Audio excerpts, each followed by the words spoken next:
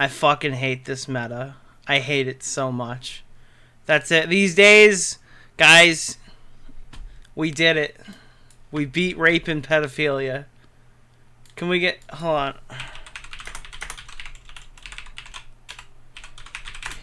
Nobody cares about child abuse anymore. It's all over. Alright?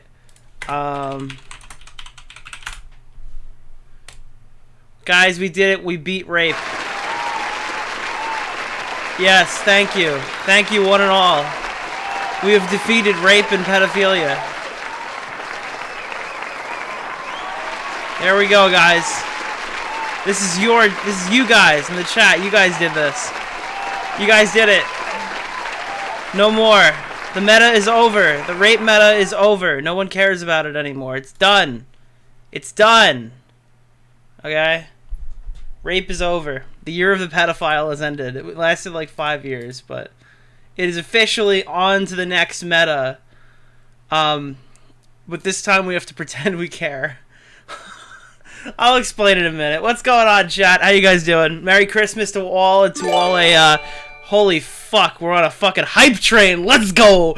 Sorry. Oh my god. Jesus Christ, you guys came in.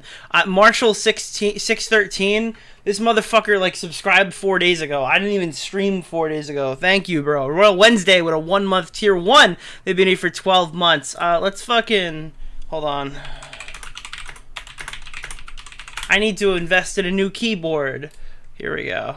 Here comes the money. All right, let's go let's run through this really quickly. Thank you, Buzzsaw. 1 month of tier 1. They've been subscribed for 16 fucking months. I didn't even know I've been streaming that long. Missed out on the last couple of streams because Twitch hates sending out notifications. Bro, for all I know, I wasn't live. Have a good night. Have a good stream, gamer. Thank you so much.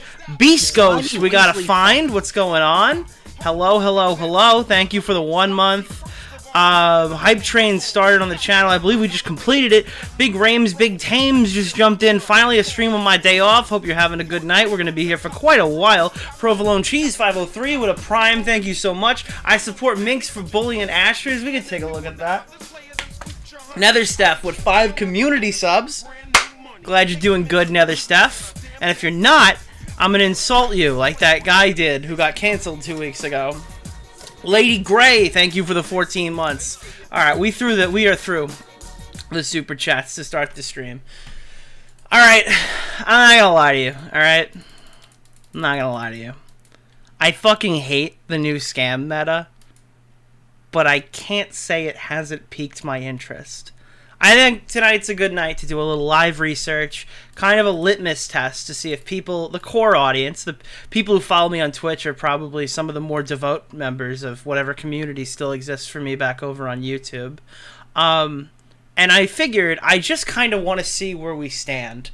I don't know if I'm crazy, because this is probably a nuclear fucking take. This is a bad idea. This is a bad fucking idea for a video. I'm gonna be honest with you. But I'm getting a little fucking sick and tired of some of these streamers. Holy shit. They are... Jesus fucking Christ. Holy shit, dude. These... Alright, I watched something today. I haven't even seen it yet. But I knew I needed to go live. Alright? Everybody's a fucking... Dude. You know... How do I preface this? How do I brace you for what you're about to fucking see? It's brutal, okay? So, for the last 5 years, we have had to go back and kind of nickel and dime people who think they know the law, who basically pretend they've just passed the bar, who become experts in child abuse allegations, who are lawyer grade fucking escape artists for pedophiles, who are like, these guys have I don't even know, dude. These guys are like super soldiers for the law, okay? And these guys have been just fucking up pedo stories and rape stories for years, okay? So now a new meta comes up, where you have to have some sort of legal know-how to kind of navigate the scene. and some of our favorites have made the jump. Okay, all right, hold on, wait, hold on. All right, do you guys think this is gonna be as bad as I do? Guys, everybody's a lawyer now. Guys, the meta has shifted. It's scams now. We're all CoffeeZilla now, guys. CoffeeZilla can do it.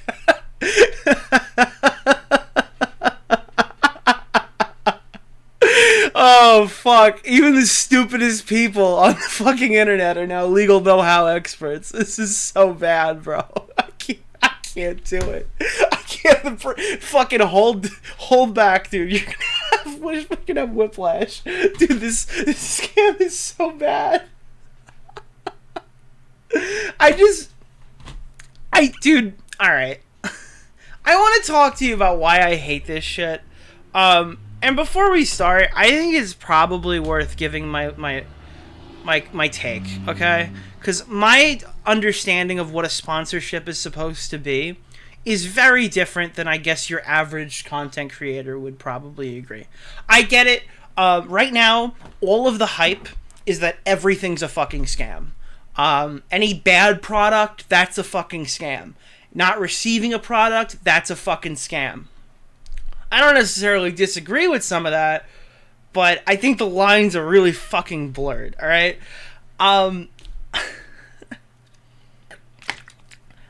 We're gonna take a look at this, alright? Because right now, I think in some ways it's popular to find the next big scam, and we're in the beginning parts of what is becoming a YouTube meta right now. Like, Logan Paul is a big entry point for a lot of these people. And Logan Paul, in some way, shape, or form, was involved directly with, I'm trying to help myself legally here when I explain this, a situation that scammed a lot of fucking people. That being said, there are some kind of, in my opinion, bad faith actors in the space who I think are just terrible. And I'm not going to sit here and just... Hold on. Alright. I need to sit here and have a just a free-form chat with you about one of my new favorite channels to watch, okay? So, this is CoffeeZilla, okay? I'm sorry, not CoffeeZilla. This is CoffeeZilla from home, okay? You know when they say we have CoffeeZilla at home? This is CoffeeZilla at home, okay?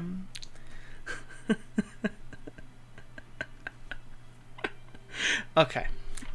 We got the PepsiZilla at the humorous Netflix as seen on, it previously was CoffeeZilla, now it's everybody, bio. Alright. We have the recent, this is like the globbiest dick suck video I've seen in a long time. Alright, this one's really bad. We'll watch it. But I kind of want to take you through my problem with Scott Schaefer. And it starts at his first big video. Alright. Look, I've heard rumors this guy's made a bunch of money in real interesting ways. That's not what I'm actually here to talk about today. People were arguing when the Kamikoto knife stuff. That's stuff I could research on my own time. This isn't like an expose stream. This is me kind of just explaining like where I'm at here. If I want to take this forward and make this into some kind of video, if I want to talk about scams in some way, shape, or form in like a proper stream, or maybe write some sort of manifesto document or something. I don't know how I want to handle this, but it's something that's like fucking like burning a hole through my skull for the past few weeks. I've had multiple calls with Willie talking about it. I've had multiple, I think I called Augie, like, what was it, on like late on Christmas or the day after? I don't fucking remember. And it's been eating at me for like a month now, and I really want to talk about it. Alright, this is some ordinary gamers or the quartering in the past. This is Scott Schaefer. First off, everybody had a problem with the hit list, and I think he's removed it. I don't think the hit list is still here. I also don't think it was a hit list. I haven't watched all of Willie's coverage about this, but I believe he was one of the people categorizing it. Alright, when this video first came out, there was like a fucking 50 thing long list of people who promoted this. Not only that, but I'm gonna fat shame here, dude. This fat piece of shit literally fucking earlier said I'm oozing with estrogen. I don't think that's a problem. It's in an unlisted video, I thought. Oh. Alright. Maybe I'm wrong about that. I don't know about that one. Alright. I think this scam's fucking dumb. And I think he knows that a lot of people think this scam's fucking dumb. I think it's probably a scam. But I want to compare this video with, like, Legal Eagle. Alright, somebody who knows what the fuck he's talking about. And I also want to take, like, a greater look at Scott's content. It's linked in his hold on.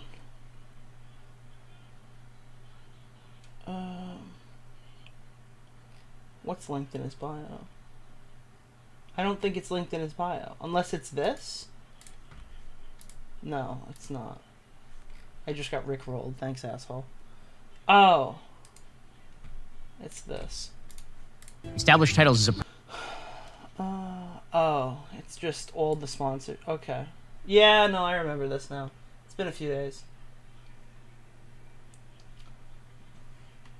I'm wondering... You know, I want to see who's on this. Because there are... Let's see. Gundams. Actually, is there timestamps? I would assume there's timestamps if that's working. Leon Lush. Majority Report. Timcast Gundam. Windigoon got hit. AV got hit.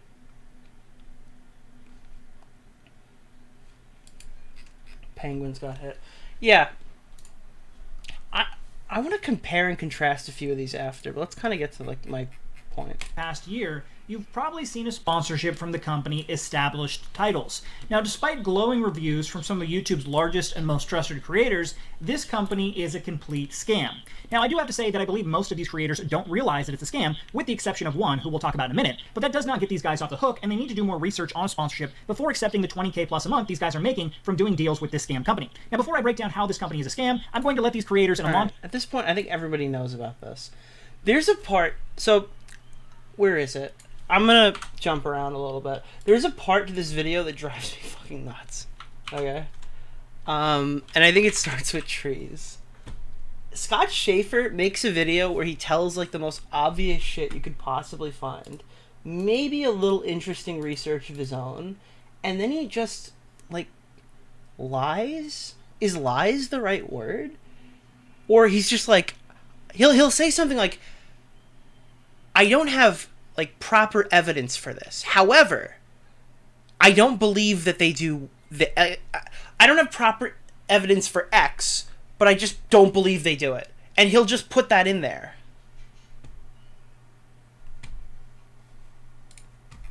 And even the planting of trees is a complete... Okay.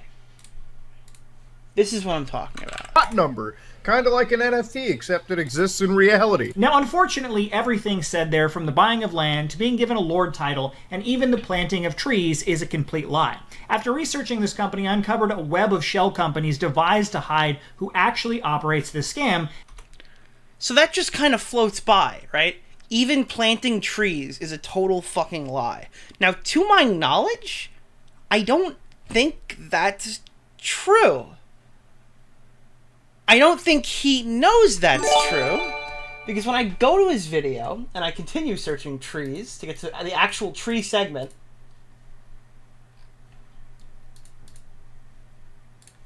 okay, here. Up is the fact that they say that they plant trees with every purchase, and that by buying one of their plots of land, you are saving the woodlands by buying it and preventing its use for... So here's the deal, all right?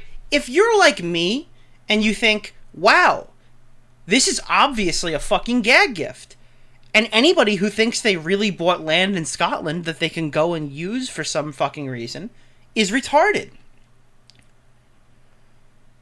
But it's also pretty bad they're lying in their source material and stuff like that. They're lying in their like advertisement campaign saying that you could put this on your driver's license.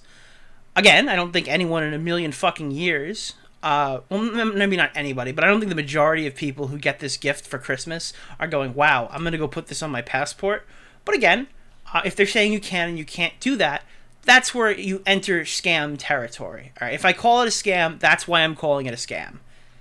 That being said, not planting the trees in the charity effort is a lot fucking bigger than just being in a situation where it's like, oh, well, some of their advertisements seem to be pretty straightforward, but others seem to be pretty misleading. That's pretty bad. They ought to not do that. This could constitute as a scam, right? That's the way people are talking about this now. If they just weren't planting the trees, it would be like a much bigger deal. It would literally be like a massive fucking scam.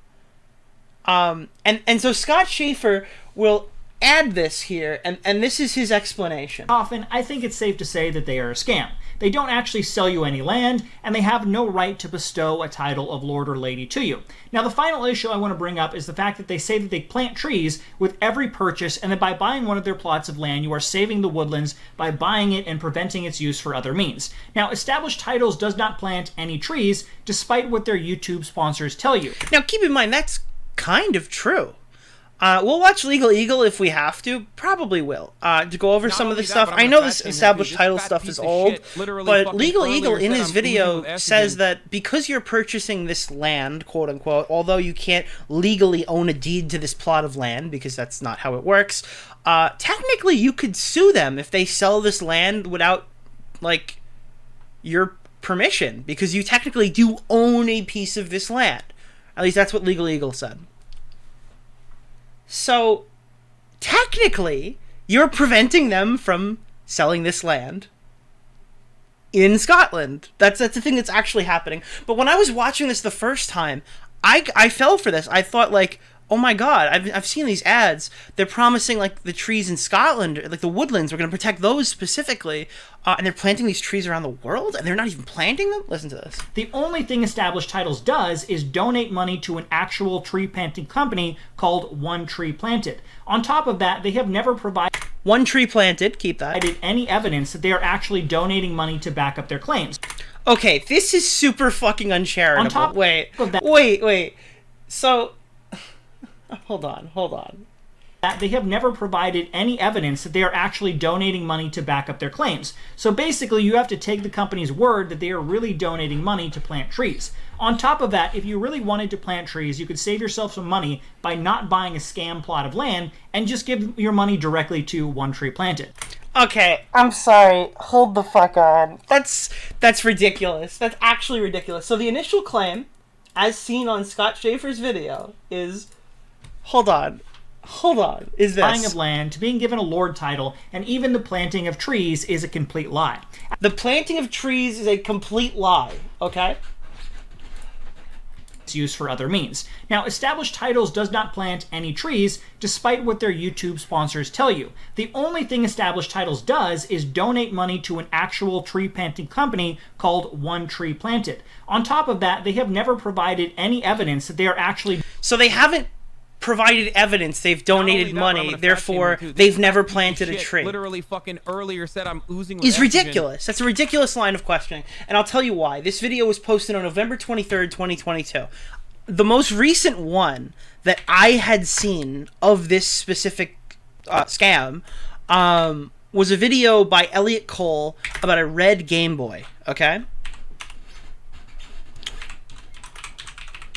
This was a video that, okay, it's a Pokemon Red themed Game Boy ad. If you check out this video I'm showing you right here, this was done a month ago. It was done November the 12th. It was done at over 10 days prior to the Established Title, or maybe not over, all right, but it was done about 10 days prior to the actual video that Scott Schaefer made, right? So Scott Schaefer was cataloging all of these massive YouTubers and stuff like that. This is an example of an Established Titles ad that Scott Schaefer himself had done. And we've seen on similar, like, we've seen, like, the stuff they give you to say and what you can and can't say. And I don't really see what's wrong with this. Favorite Game Boy, besides the Game Boy Light, but we ain't going to be modding one of those. Come on, let's be serious. Before we go any further, I just want to say a massive thank you to Established Titles for sponsoring this video. Established Titles is a fun way to preserve the natural woodlands of Scotland whilst helping global reforestation efforts. It's a project based on a historic Scottish custom where landowners are referred to as lairds. So far, this is exactly what we've seen from every other ad, but keep watching. Or lords and ladies in modern English. You can purchase a title pack which will give you at least 1 square foot of land on a private estate in Scotland, and you can even get a cool certificate to show off just how cool you are. What? They plant a tree with every order and work with global charities called... Wait a minute. Wait just a goddamn minute. Hold on. Again, this is before Scott's video, okay? He just missed this ad. I don't know if, to be fair, I don't know if all the other ads don't say 1 tree planted. I don't know. We can go look maybe, alright? But like, this was the most recent one that I saw before I watched Scott Schaefer's video, okay? I'm not just being super uncharitable. I didn't just look up Elliot Cole. I've watched on my second channel. I've watched this guy's like entire back catalog. This is the guy who did Mr. Beast Game Boy or whatever. The Retro Future. I watched a ton of this guy's fucking content. Okay. Cool you are. What? They plant a tree with every order and work with global charities called One Tree Planted and Trees for the Future to support global reforestation efforts. It's a great last minute gift, and the first 200 people to purchase a title pack will affect... Hey, what's not transparent about the trees? What's not transparent about the trees? He names both of the charities and said a tree is planted globally. Not the woodlands of fucking Scotland. Globally. I don't get it. I don't understand. And Scott does this all the fucking time. Scott puts one segment in all of his big videos that is completely fucking retarded. And there's no bigger fucking retard moment that I've seen on a channel like this than the Kamikoto fucking knives. Holy shit. The Kamikoto fucking knives. This video drives me insane, alright? Because I gotta look back. Again, I don't even think he calls it a scam in the video. He refers to established titles as a scam. Okay. He asks in the title, is Kamikoto knives a scam? Or Kamikoto knives scam, question mark? These knives... Alright? And he basically just makes a whole video about how the knives suck, okay?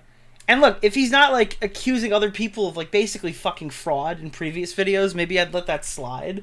But yeah, when you just provide this company as a bunch of fucking scammers, and then you, like, find a sister company from the same people, and that company has a shitty product, and you're right, is this a scam? The implication is it's a scam, but hold on, alright? Because it would be a fucking scam if their company was buying reviews. Okay, that would get them in a lot of fucking trouble. Listen, having a shitty knife isn't a fucking crime, okay? Selling something for more than it's worth is not a fucking crime. Nobody's getting investigated for having shitty knives, okay? But they would get investigated if they were buying reviews, okay? Watch this segment. It's really crazy. Message. If you visit their review page on their site, you will see that the company has a 4.9 rating with nearly 1,400 reviews. If you know anything about reviews, that is incredibly hard to maintain a near perfect... Wait, does he say it before? I'm sorry, I'm totally out of order. Again, this isn't like a fucking expose stream. This is fucking just me trying to explain to you why I'm frustrated. But hold on, does he mention buying reviews earlier in the video? What does he say about the reviews?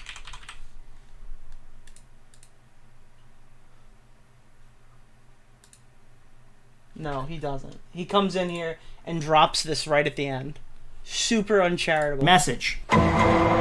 If you visit their review page on their site, you will see that the company has a 4.9 rating with nearly 1,400 reviews. If you know anything about reviews, that is incredibly hard to maintain a near perfect rating with that many reviews. If you view their Amazon page, you'll see that their rating is slightly lower, but still pretty good. However, if you do some research, you will find tons of people who have negative things to say about this brand of knives, which leads to the question of how they maintain such a high score. Now look, I have no problem with this, alright? When you say like, hey, this product has a shitload of high reviews, I don't know why, that seems fucked up.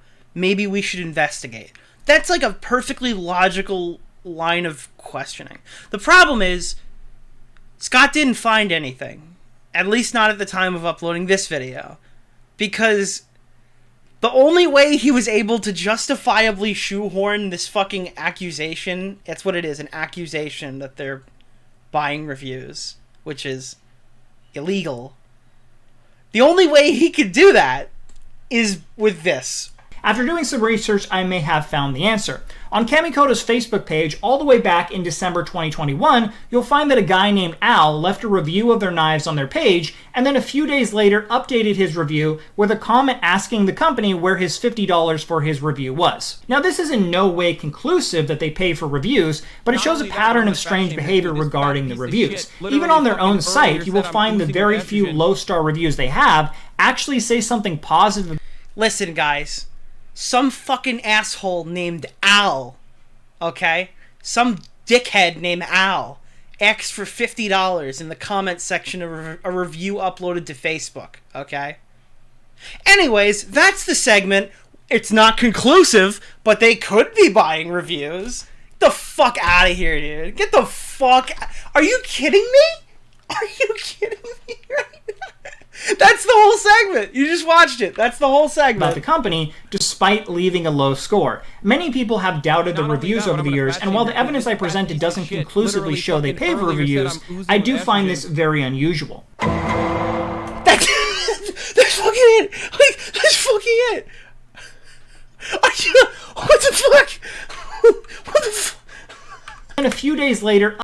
Guys, he starts off so strong. Like, this looks bad, right? Like, these reviews look fucking fake. I'm not gonna lie to you. I'll say, like, ex-YouTuber subs look botted. It's possible that they are.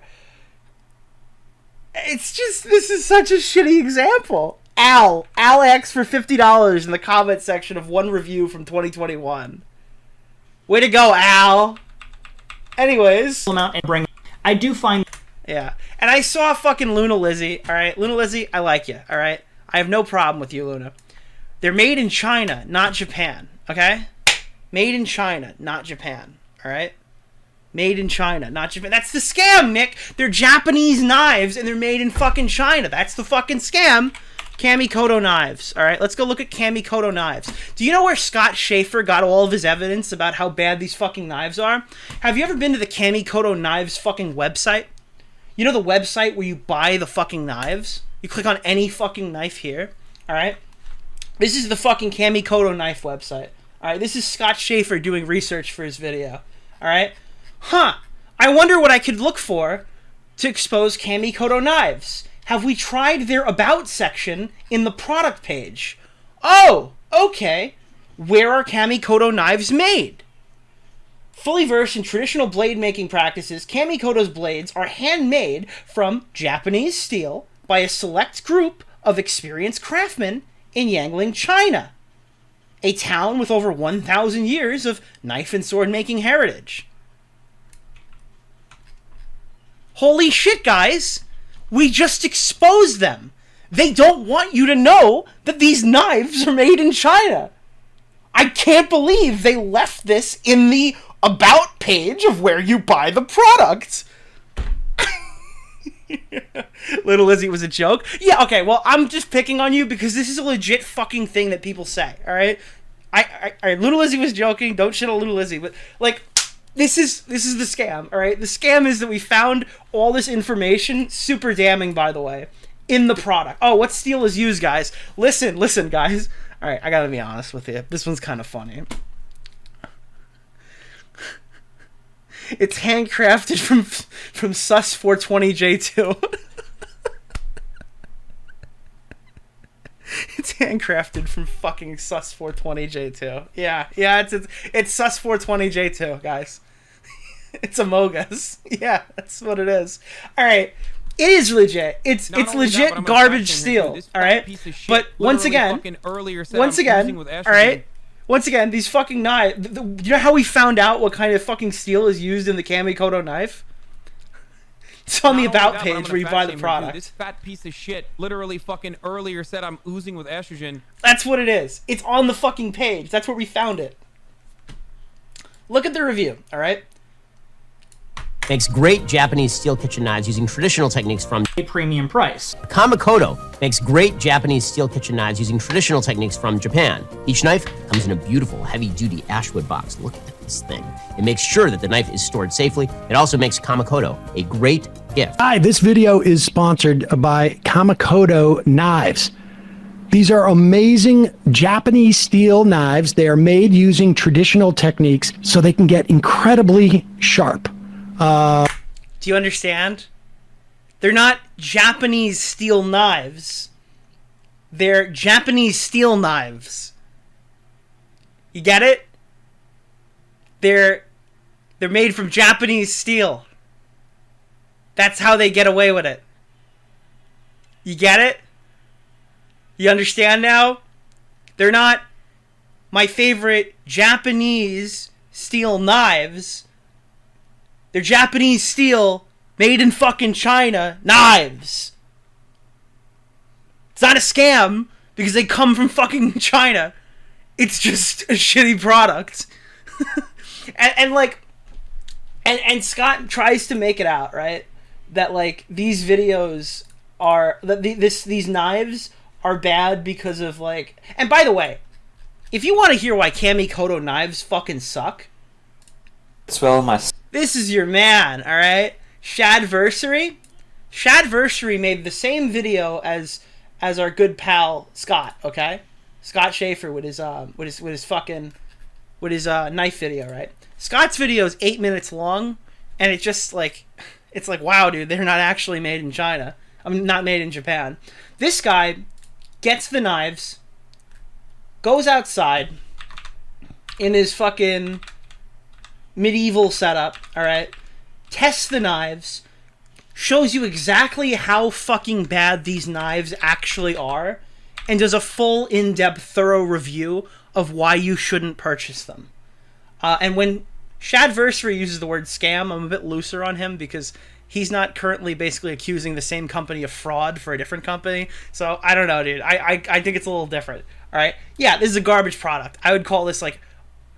I, myself, Nick Diorio, would say that's a fucking scam. It's like a super shitty fucking product. If I'm talking, like, from a legal standpoint, like, from fraud, I don't think it qualifies for fucking fraud. I don't think they're scamming people out of money in that regard. But, like, here's the you know what Kamakoto is? Kamakoto is trying to be like, they're trying to take from, like, the Hypebeast clothing, where you, because Kamakoto is not the first company to make a garbage product and sell it at a premium because people are gonna fucking buy it. Okay, I forgot whose story I'm ripping right here, but somebody was telling me they couldn't sell something for a company they were working at, so he said half the fucking price. I just don't want to see it when I come back from vacation. And they thought he meant double it, and they sold every fucking piece. Right? Some people look at a price tag and they just buy that shit because, like, they think it comes with a certain level of quality. And this is where I tell you, it's not always bad to victim blame fucking scam victims. I'm sorry, it's just not, okay? This is the nuclear fucking take, okay? I gotta be honest. I have to tell you the truth, okay? I have to tell you the truth, okay? It was from Shad's video. That's from Shad's video. Alright, it's not always bad. So, there I was, okay? There I was, watching my favorite content creator, Ben Shapiro. All right, we're gonna do a case study of how this happens. Okay. Ben, give me those knives. Kodo makes great Japanese steel kitchen knives using traditional techniques from Japan. Each knife comes in a beautiful, heavy... God, I fucking love Ben Shapiro. It makes sure that the knife is stored safely. It also makes amazing content. A great gift. Hi, this video is... Oh, get that guy off the screen. Okay. Wow, Ben said these knives are awesome. Holy shit, dude. Oh my god, they're on sale for $200 off. That's not a red flag, is it? Everything's on sale after Christmas? Holy shit, these retail for almost $600? That's insane. Holy fuck. Oh god, these 8 knives are only $423? Oh my god. I'm not even gonna read the description. I'm just gonna buy it. There we go. You deserve to lose your money. If you bought $500 knives because you just watched a Ben Shapiro video and you couldn't even read the bio, you deserve to lose your money. Not only that, but I'm gonna fat shame here too. This fat piece of shit literally fucking earlier said I'm oozing with estrogen. What kind of motherfucker just buys $500 knives? You motherfuckers watch 15 videos before you buy a gaming console, okay? How much, like, who has $500 to throw away on knives that is poor enough to get fucking suckered in by this? Like, what is the demographic of people who watch Ben Shapiro videos and are, like, too stupid to not read the bio of a knife? Now, the companies exist. Somebody's buying it. But I'm not gonna hold your hand if you get fucking... If you can't read the description of the Kamikoto fucking knives. The reason why established titles is bullshit is because you can go on their fucking Facebook page, right? And you can hear the company directly send you videos telling you the product is something that it is not. That's why established titles is bad, okay? Yeah, sure, it's a stupid fucking gag gift, but at the end of the day, if I go on Facebook and they tell me that I can put this shit on my passport and I can't, you have a legitimate grievance. Although I hate it, you have a legitimate grievance, okay? If you are mad that your $500 knives are Chinese because you couldn't read the description before you made a purchase the price of a fucking PlayStation 5, you're an idiot. You're dumb.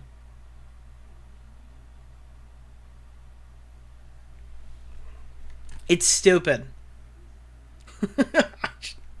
It's the stupidest shit ever, bro. It's so dumb.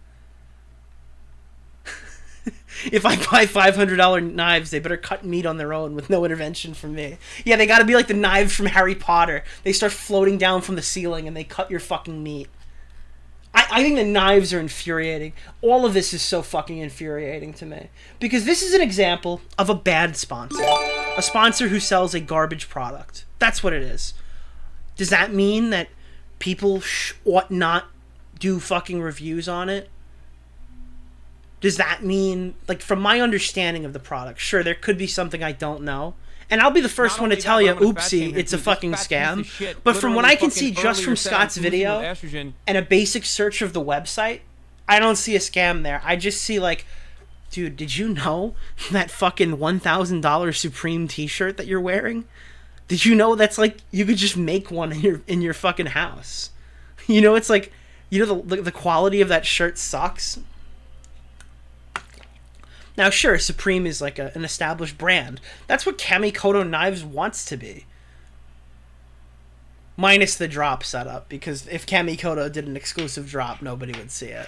But, like, I think what this company does, and what a lot of these established titles type companies do, is I think they hire a lawyer, and the lawyer tells them, here's the best way your company can make money, okay? Here's the amount that you can kind of fluff the advertisement where it's still technically correct, right? Here's what you can say where you can't be legally liable. And we're going to get as close to that fucking line as possible. And then, I mean, people are going to probably say your product sucks, but we're going to make a lot of money doing it. And we're going to make these shitty garbage companies and stuff like that. I think that's possible. I think that's probably what's happening here, right? And I think the established titles, like, I think the biggest problem with established titles is situation was their marketing. So I think there was just like a deviation between the marketing division. If you look at what they sent the YouTubers, I don't know, can I find this? It's in Legal Eagle's video.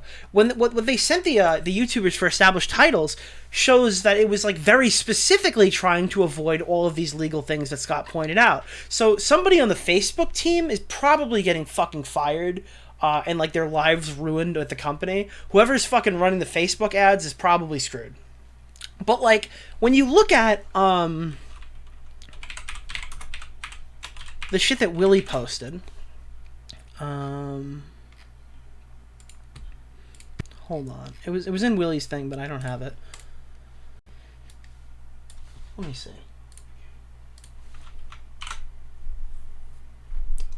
Oh, well, that's annoying. And then they say that you can't. Okay. Let me see.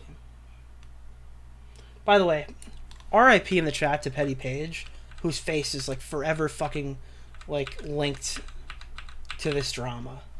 Like for the remainder of her years, her fucking smug, dead-eyed expression is gonna be always forever tied to established titles. That's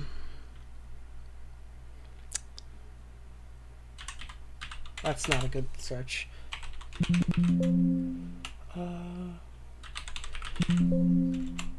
Wait, is it still not?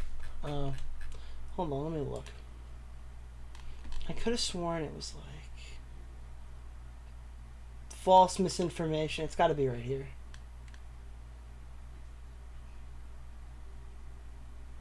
Is this it? No.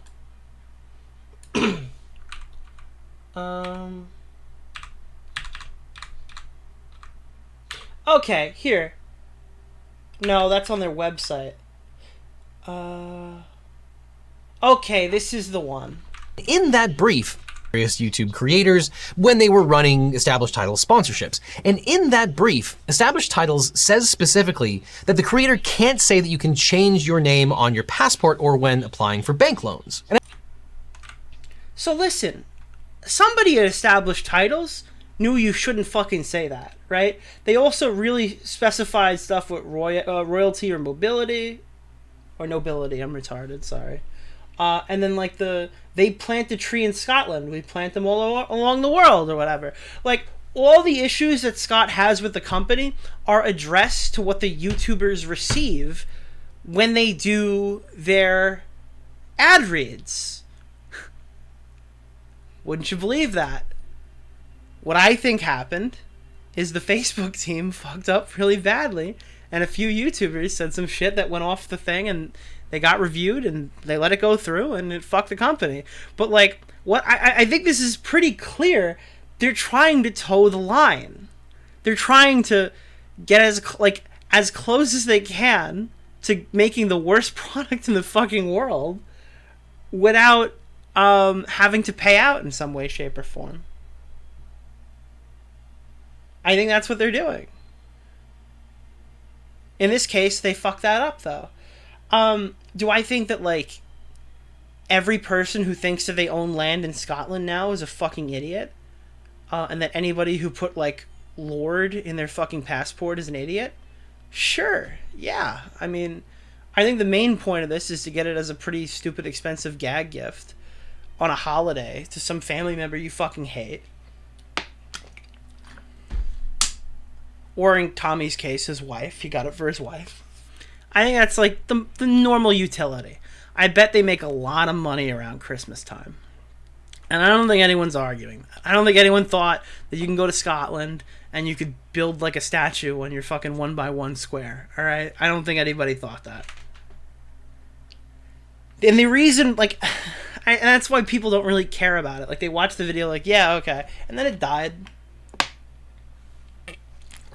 Scott wrote it a little bit, right? He wrote it a little bit, and I don't blame the guy for writing it. Established titles, it's worse than we thought. I think at this point, I don't know if he's ever proven this. What the fuck? What the fuck is he talking about here? In particular, has been saying basically that I am saying is 100% true. Now, the final thing I want to say is there's been a couple channels, all of them, which is quite funny, all of them were initially sponsored by established titles, about 3 of them in total. And one channel in particular has been saying basically, they say actually in the video multiple times that I'm a racist. They say that I go after Katarina Yip specifically because of her race and her nationality. They say that I call her, you know, a Chinese. I'm not going to go exactly what they say, but they basically. I don't think anybody's been able to find what he's talking about in this clip. And I think that Willie reached out to him and he didn't have an answer. And apparently that they're like spreading around a video of people smearing Scott as a racist. I've never seen that. Now, granted, I don't know how, I'm not as super deep into the research and that could pop up.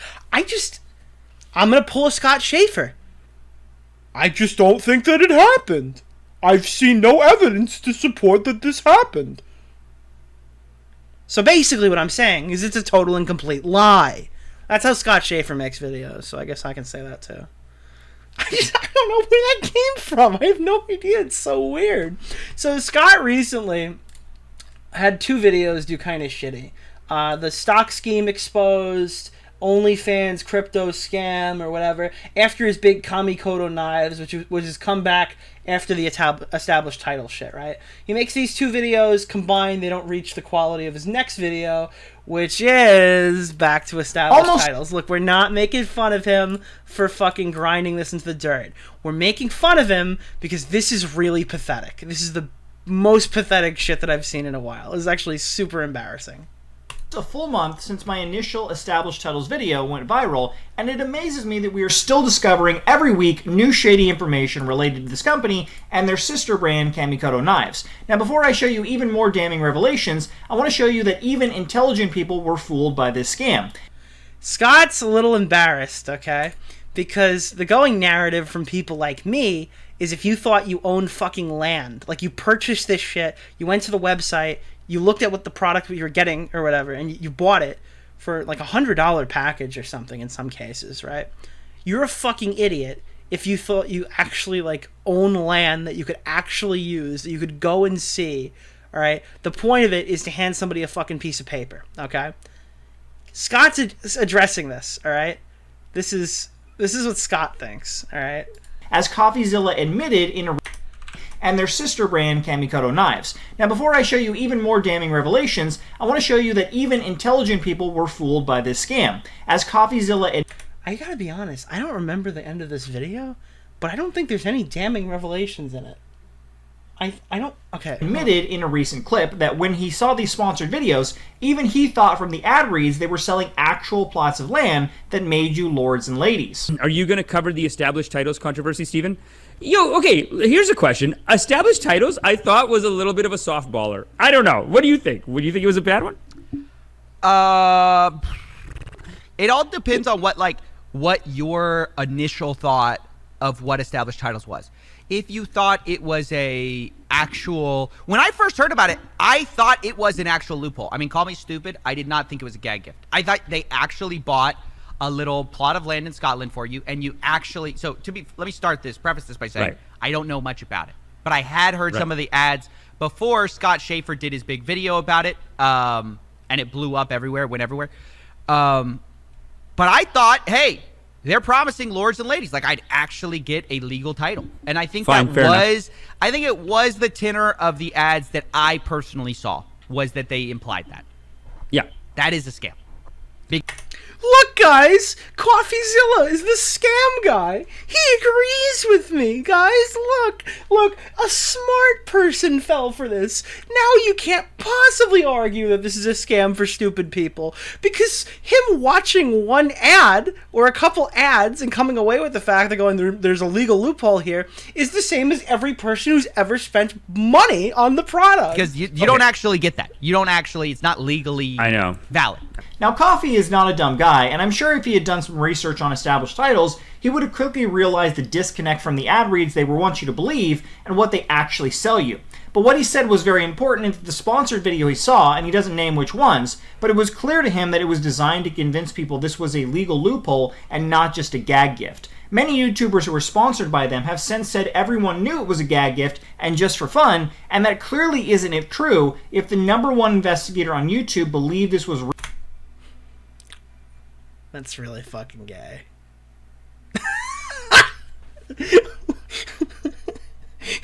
Guys, you can't make fun of me anymore because the #1 investigator on YouTube says I'm right. You guys can't make fun of me anymore, okay? My friend CoffeeZilla says that he says that I did a good job and you can't talk about me anymore. real from the ads he saw. Now from there, I want to go over the insane amount of money established titles was throwing at creators. Since my video went viral, many creators who were sponsored have decided to share what they were offered by the company. I can't. It's so dumb. It's so stupid, bro. It's so fucking stupid, bro. He's so insecure. It's so bad. Look, guys, I think people have been lobbing this criticism that, like, was crazy, right? When they saw this, they didn't think you actually became a fucking lord.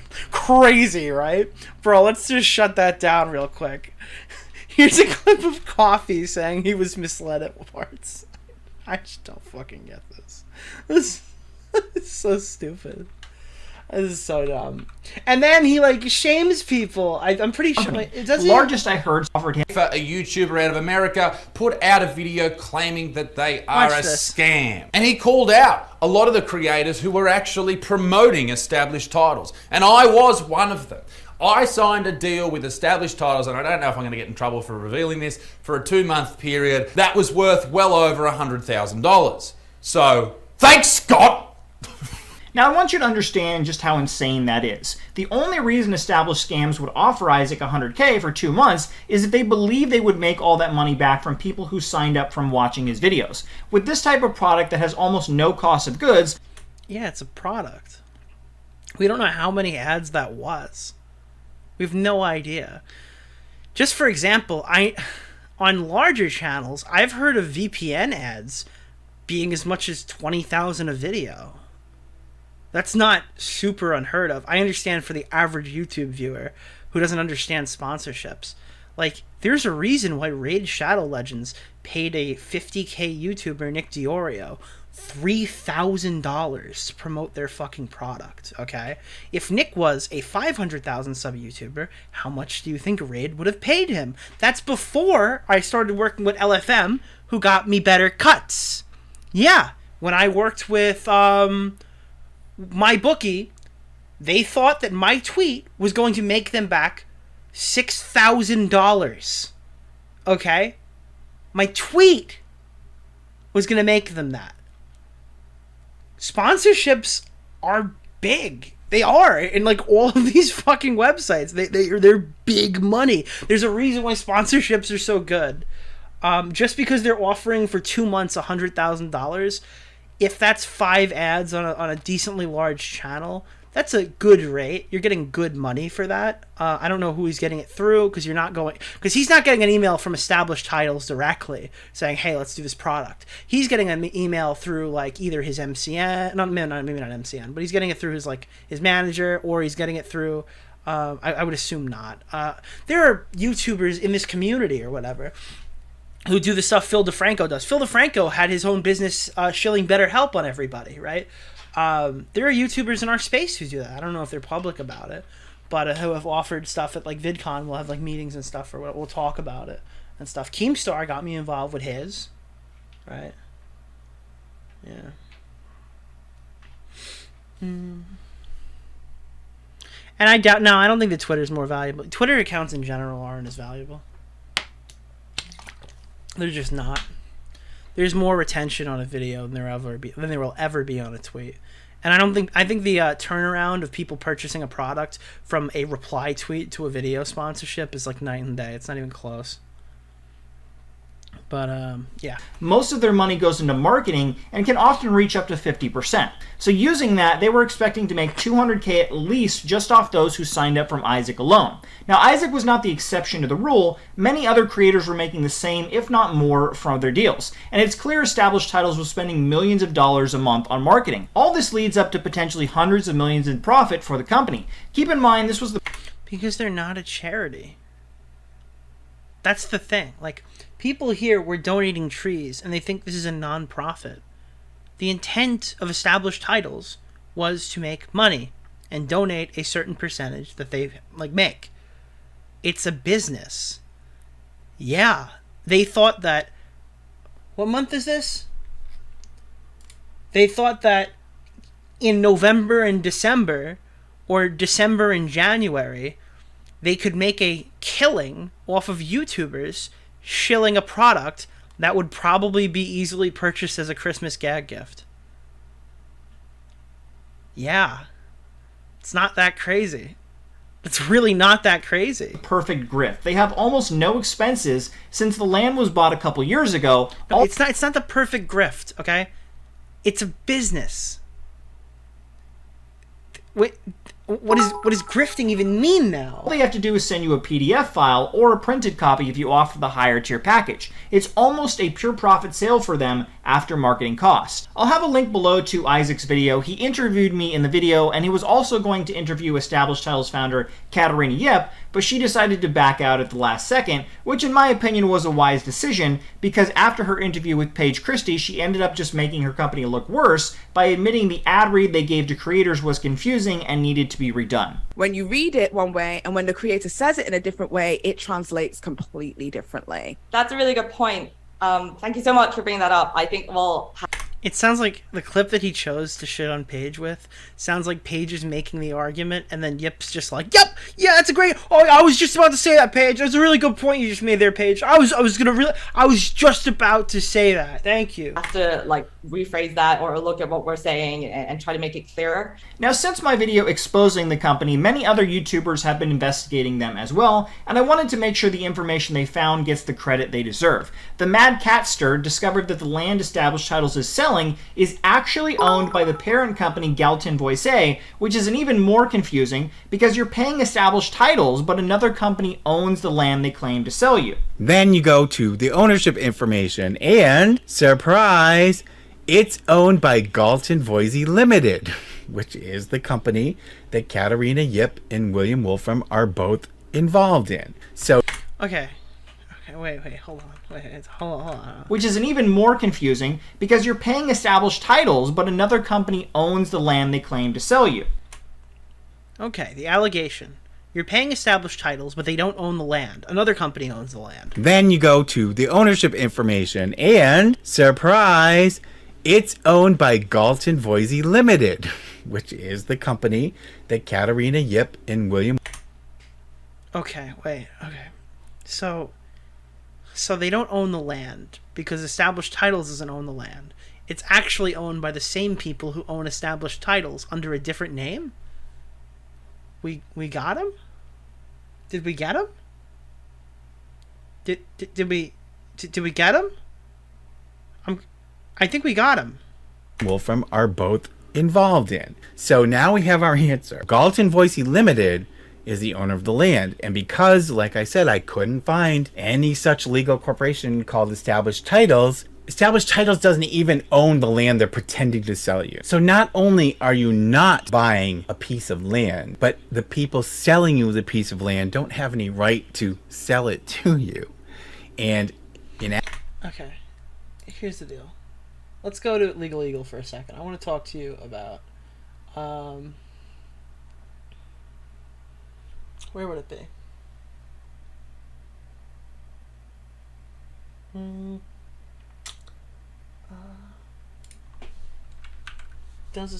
Do you own the land? Here. Land. Well, Established Titles has just under 200 acres. Now, I looked around, and rural land in Scotland can cost about $10,000 per acre. Therefore, Established Titles' several hundred acres probably cost around $2 million. And funny enough, Katarina Yip, the CEO of Established Titles, also runs landassets.com, which sells real land in Scotland in 1 to 2 acre parcels. Now, my guess here, and this is just pure speculation, is that they probably buy up the land in bulk and either use it for Established Titles or sell it in slightly larger chunks as actual real estate. So with respect to the 1 foot by 1 foot parcels, no, you don't own the land. It's too Okay, so you don't own the land. Small to be registered in Scotland and get a deed for it. Instead, you get a contractual dedication from Established Titles. This means basically nothing. It's like buying an MP3 from Apple Music. You have a contract that they will provide a certain thing to you, a song. Do you own it?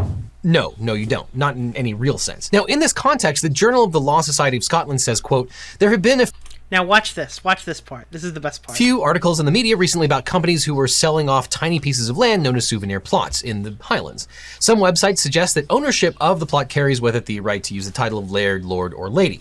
Given that some websites claim that the Land Registration Scotland Act of 1979, quote, removes the normal requirements to register your land, thus permitting the sale to take place under contract law, the keeper would like to clarify her position on this subject. A souvenir plot is defined in the Land Registration Scotland Act. Let's go to... Is it...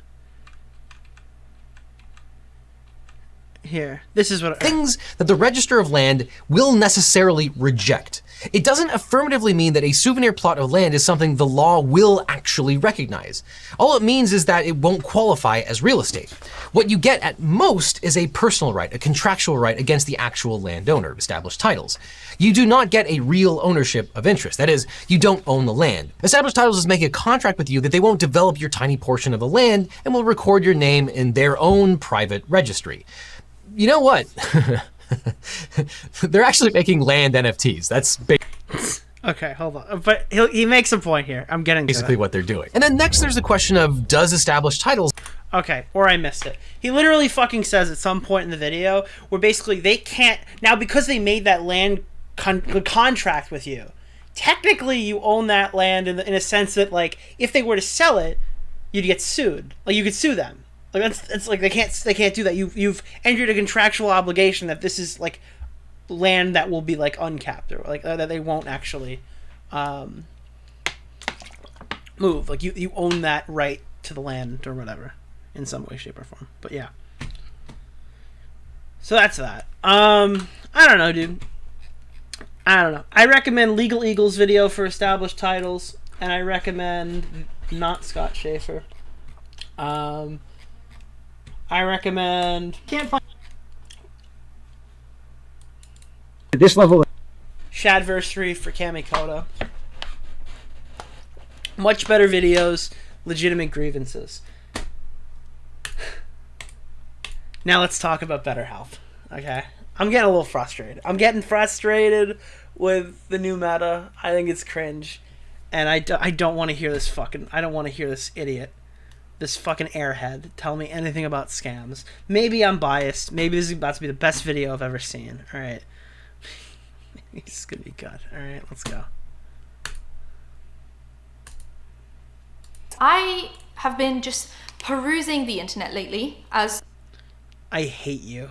Everyone does, and I come across things sometimes that I'd never put into a video because I'm like, I don't really know how to even go about discussing this. I don't know what's going on. But today I have something that I want to talk about. And I will. So subscribe to the bell, like, comment for engagement. All my... Oh my god. Fuck. Okay. Alright. Other YouTube channels will be in the description. I have a Nintendo channel. I have a... A what? Oh, maybe I should start watching. A podcast. I also have a beauty deep dive channel. And I also have a TikTok and social medias and all of that good stuff. So go peruse in your own time after this video. Odd and old. Because this has been covered as a scandal years ago. So I'm just gonna have to recap all of that. Oh fuck. She's got a 16-minute video here and she's gonna tell the whole story of BetterHelp. Oh my fucking god. I wanna die. I wanna die. If Coffeezilla at home is fucking Scott Schaefer, this is like this is like Coffeezilla but homeless, I guess. I don't know, bro. To get into the new stuff, I'm gonna recap very quickly. A while back, a few people got cancelled for taking BetterHelp sponsorships after it was released that a lot of the... Not a lot, I don't want to get sued, I don't want to get cease and desist, all of this is alleged. Allegedly. Oh my god. Guys, alright, listen. We need a total, complete shutdown of the commentary community. Alright, this can't happen. Look, we all thought the rape allegations and abuse allegations and all that shit was bad. Are you hearing what's happening right now? She's doing the fucking legal disclaimer before she talks about a scam. Not a lot, I don't want to get sued, I don't want to get cease and desist, all of this is alleged. Allegedly, back in the day, to be a therapist... Stop making face cam videos to talk about fraud, please. Please stop doing that. Is there a screenshot in this entire video? Oh my god. There's a clip in here. There's not a screenshot in the entire video. What the fuck? On BetterHelp. You didn't have to be a licensed therapist. You could just kind of take it on as like a part-time job, which is not kind of the way you want your therapy to work. Like, you don't want a therapist to just be therapizing you part-time, like just in their spare time, because you want someone that's licensed, that knows what they're talking about, to not traumatize you more or cause more harm to your mental health, right? They would also do this thing, allegedly, where they would post therapists that are like licensed and well-known in the field and like well-known in the industry, and they would post them as like listings on BetterHelp, but would make their timings unavailable, so it'd make it look like these therapists are constantly booked up. So then you get really angry because you have this like credit that you got from maybe a brand deal that you saw and you want to use it on BetterHelp. So then you're like, okay, fine, well, if this like therapist I wanted to go with is constantly unavailable, I'll just pick a different one. And then they push you towards picking a BetterHelp therapist. Whereas these therapists that they're listing on the website are allegedly not working for BetterHelp, and a lot of them haven't agreed to being put on the BetterHelp website, which is why they say that the timings are unavailable. So you like look for a specific therapist, they pop up on BetterHelp. All right, can I just say, everything she said could be true. I don't fucking remember. This drama was like years ago. All right, buddy?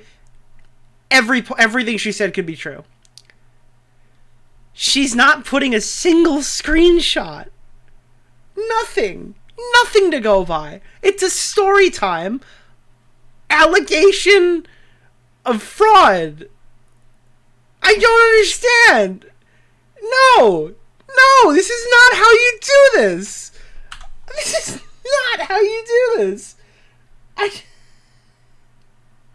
No, there's nothing in the description. Of course there isn't. This is insane. They're unavailable, so then that pushes you to like look at a different therapist that actually works for BetterHelp. I don't know if that makes sense. This is somebody who's fucking reported on stuff she's seen in a Twitter reply from a fucking Stan account, alright? Like, I mean, like, what the fuck? Any sense, but apparently that's what they were doing, allegedly. People like Philip DeFranco were cancelled for this, and there we go. We got a screenshot, boys. We got a screenshot. People like Philip DeFranco haven't touched BetterHelp since, I'm pretty sure.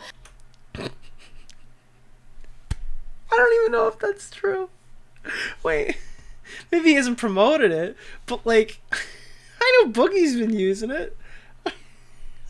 I've watched Philip DeFranco for years now. I apologize. There's one screenshot. She did figure out how to use her editing software for a second there. It was up for an instant second because she couldn't keep memeology on the screen for longer than 2 seconds. I've seen him talk about BetterHelp since, so I don't know. But after this, there was like a break of no one doing BetterHelp ads. Like it was like a known no. It's not true. It's not fucking true. It's not true at all. YouTubers stop doing ads, okay? I don't even know where I could find this, alright? They just pulled all their ads out of YouTube and they just went everywhere else. BetterHelp makes therapy accessible to all for a number of different reasons. Sometimes people are looking for that relatability. I became a therapist. Guys, the YouTubers totally fucked here. Like, this is great. I'm so glad YouTubers... Again, like, if this is, like... Alright. Let me word this correctly, because I don't want it to come off as, like, a fucking veiled BetterHelp support fucking comment before I've adequately researched it myself, because I don't believe fucking anything anybody says, to be honest. I think everybody's retarded. It very well might be a scam, and chatters are probably going to tell me it's a scam. I'm going to look into it, alright? Here's the fucking deal. You not promoting it does not mean that nobody promoted BetterHelp. BetterHelp's on, like, fucking podcasts. BetterHelp, I just showed you a TV commercial for BetterHelp. They're on TV now. I'm pretty sure I've seen BetterHelp on, like, in, like, sporting events. It's a mainstream sponsor. I'm sure you could find, like, maybe even clips of Rogan. Hold on. Let me see if I can... Rogan BetterHelp code.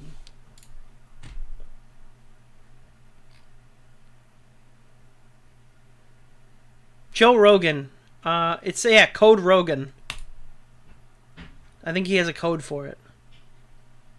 Code Rogan, Stamps.com, Squarespace, Lyft, MeUndies. No, I don't think he currently has one. But, here, got it. It's code JRER4 for 15% off BetterHelp online therapy.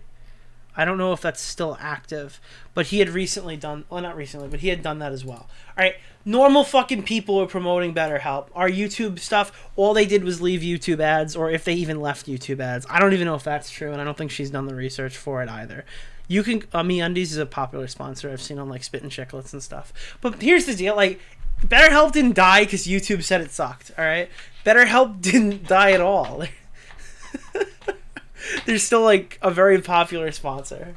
A no that you weren't supposed to do better. It's a no. You're not supposed to do that, sponsor. To help ads. And then I slowly started seeing them being like reintegrated back into society. Like I saw podcasts mainly. I think YouTube still was like a no. I think the thing about YouTube is when you do something bad, you get called out for it immediately. There's the like to dislike ratio, which kind of was taken down, but you can still see it as a YouTuber on the back end. And there are comments that come immediately. So immediately if you up, you will know. Whereas with podcasts, there isn't actually, unless you're posting your podcast episodes on YouTube, if you're just posting them on like Apple Podcasts and Spotify, there isn't like a running comment section. There are just reviews of the whole podcast. So you can like review the whole podcast, give it a 5-star rating or a 4, 3, 2, 1. But those you should... By the way, for most people, including myself, all right, if I get offered a sponsorship and I want to take it, the act of like, and I've only specifically taken ones that I've wanted to take so far. I wanted to take MyBookie and I wanted to take Raid Shadow Legends. But for me, if I'm offered a new product that I've never seen before, my stance is, would my audience like this? Maybe one Google search to see if the product comes through, and that's about all I need. All right, I'm not doing fucking 3 days of research to Google every aspect of this company, to look and see who owns it, or to find out about like super intricate details of the steel quality of the knives or something like that. My understanding is that I'm talking about a product. I'm pitching a product. You guys see it as a commercial. We're moving on. That's the point. I think that most of my fucking audience is going to look at the timestamp and skip to part 1 and jump right through it. All right. I know how these things work. That's my understanding. As long as you're getting something and you're not like absolutely misled in a way that is super obvious to me, I'm fine doing the fucking sponsorship. Yeah. Listen, maybe I'll do a fucking, a VPN company that had a data leak 20 years ago. All right? I'm warning you now. I'm not looking that far back, okay? That's what I think of a fucking sponsorship. I think of it as a commercial. I think of it as days where like celebrities would do fucking infomercial ads and you'd see them on Saturday night, like Saturday morning cartoons or something. Or like buying weird dollar bills that have like the fucking Siberian rainforests on them and shit like that. Where you'd have like a fucking mainstream celebrity whose fucking life has gone awry and now he's doing fucking daytime commercials, right? That's what I remember. That's what a fucking YouTube sponsorship is, all right? All this shit with established titles is way more Google searches than I would fucking do.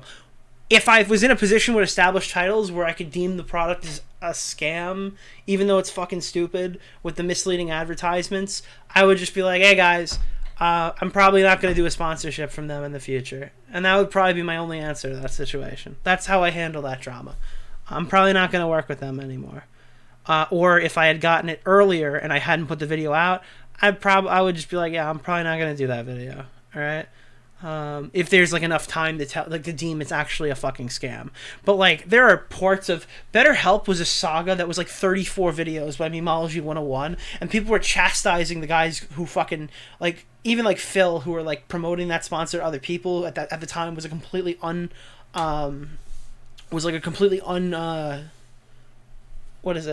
controversial sponsorship and stuff like that, because he was basically handing out sponsors and helping people make money. People were like going after him and they're like, did you not see what was in Memology's 30-second video? It's like, yeah, no, nobody's looked into the company as much as the people who are scrutinizing it after people called it a scam. All right, yeah, there are some surface level fucking red flags that people could figure out, but like, I mean, it's a fucking gag gift. How much research do you expect me to do? Is my position on it. I would rather people promote established titles than dildos. Well, to be fair, I actually turned down that one. I don't know if I would in the future, but I turned down the fucking... I didn't want my first one to be lingerie. Didn't think that made sense.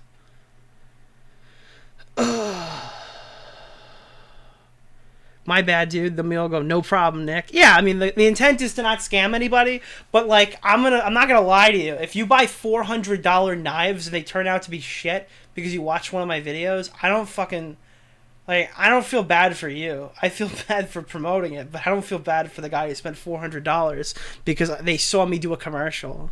No, not even a little bit. I don't know who has $400 to throw around on. Look, I bought $200 Pokeballs, $100 each. I thought that was fucking sickening, okay? I don't know who the fuck's buying $400 knives. just because Ben Shapiro put it in a video. What is this? Oh, should I not? Oh no, DMs, lol. You okay, Augie? Okay, Augie. Holy shit, dude. No, we can't. We're critiquing him. You can't fucking be racist on the day I'm fucking critiquing somebody. Yeah. Good one. Lol. You guys didn't see anything good either. I just made sure.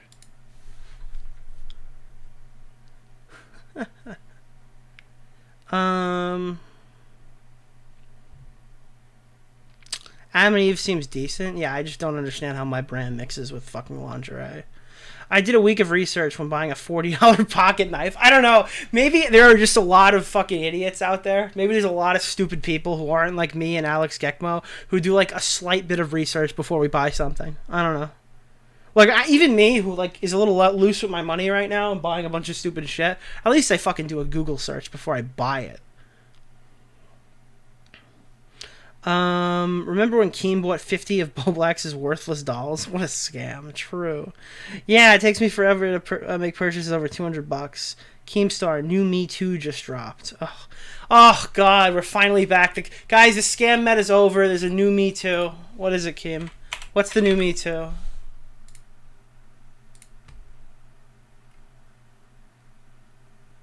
I gotta make sure it's not gonna open on here. Oh, it's not. It's fake. Never mind.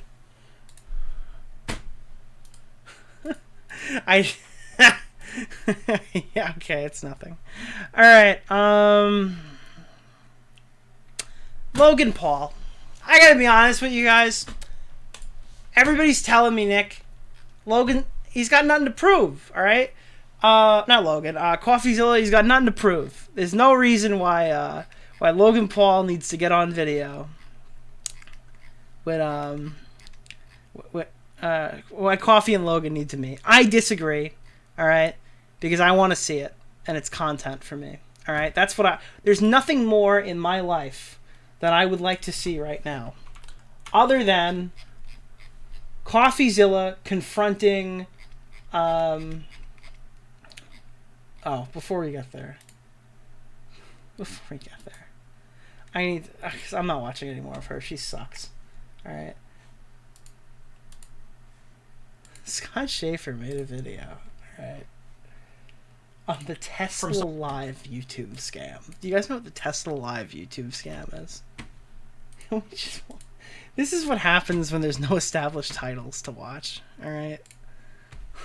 Right now on YouTube, there is a nefarious scam that has been ongoing for over a year, which has ruined the careers of YouTubers and stolen in excess of $300 million in cryptocurrency. Now that scam... Dude, crazy. $300 million in cryptocurrency. The scammers constantly make tweaks to the live stream to confuse anyone who catches on to the scam. Months ago, another channel did a video on the same scam, but they were going by the name Ark Invest at the time. With the recent events regarding Twitter and Elon Musk, they've shifted to calling themselves Tesla in all their hacked accounts and title all their videos like this is a live stream where Elon Musk is talking about his departure as Twitter CEO. Now many people are confused as to what this is, thinking maybe these are fake accounts with bot subscribers and view history, but the truth is much darker. This happens to be a mass YouTube hack that is being run by scammers out of Russia. Many large YouTubers from McCreamy to Castro1021 and even just yesterday Tom Nash have had their accounts hacked and turned into these Tesla or Ark live streams. He just exposed the hacked YouTube channel live stream crypto scam. Yeah, guys, Tom Nash doesn't want you to buy fucking Tesla coin. I just can't. Yeah, dude. Yeah, you got him, dude. You pulled the wool right over their eyes. Nobody saw that one. Did you know when they hack a YouTube channel and throw up a crypto scam, it's a scam? Thanks, buddy. That's a great one. A little late to the party on this. So, somebody wrote me, alright? I made a joke saying, like, the next episode is Mr. Beast doesn't want to actually give you $1,000. Where is it? Someone's like, the following episode, there are no MILFs in your area. Can you see this is a real title? This isn't real, alright, but could you see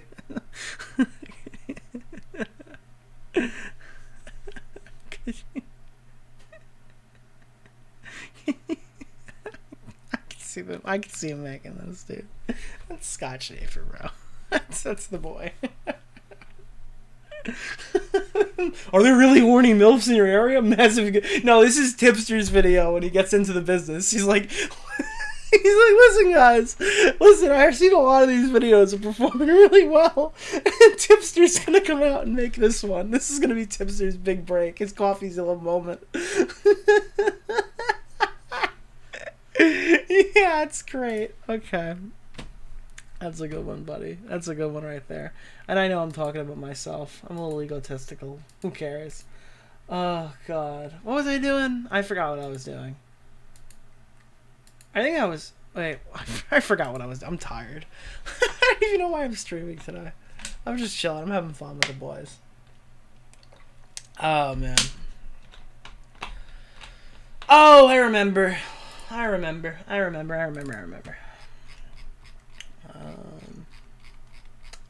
Where the fuck is it? It was... This is the truth. Alright? Nobody wants to be bold and say it. Nobody wants to spread the fucking memes, alright? CoffeeZilla just dropped 3 huge fucking videos on Logan Paul. One of the biggest nukes that I've seen in a while. Logan Paul stock down. People are disliking his fucking streams. Kavos is reporting that there's more dislikes than likes, even though we can't possibly actually know that. And I would assume that a lot of the people who are coined in to be using the dislike button and have used this browser extension are probably the people who would most likely know, you know, like about all this stuff. I don't think your casual Logan Paul kid fan or teenage fan gives a fuck about any of this shit or knows anything about CoffeeZilla. But the videos are good. There's no questioning that. These videos are good. The quality is good. The arguments made are good. It's really interesting. Okay? Logan Paul has dodged him every step of the way. I believe there have been 3 attempts to contact Logan, all of which fell on deaf ears. He got other people involved with this whole thing, and he had interviews with them. Logan's been dead silent. Now things look bad for Logan, and guess what? Now Logan wants to talk. And then CoffeeZilla has been bragging for days. Cue the arms of the angel, because Logan's gonna make his big sad video on January 3rd. I believe it's the Impulsive podcast where he responds to it.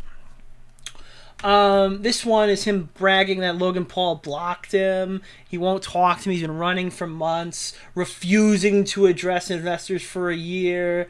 He's about to expose some bad actors. Grateful for each of my Patreons. Homeboy Logan Paul tried to sneak in and do some research, and Coffee kicked him out. So what's the point of... Why am I showing you these tweets? All right? Coffee's doing good. Coffee stock up. Coffee's got everything to lose, nothing to gain by doing this interview except for notoriety. He's got a lot to gain, actually, but, you know, in terms of his investigation, nothing to really gain. Unless he could do what he did to Sam Bankman-Fried and get him to admit to fucking fraud on a live stream. This is the argument, guys. Does CoffeeZilla does he need to go on Impulsive? No. You guys have made that perfectly clear.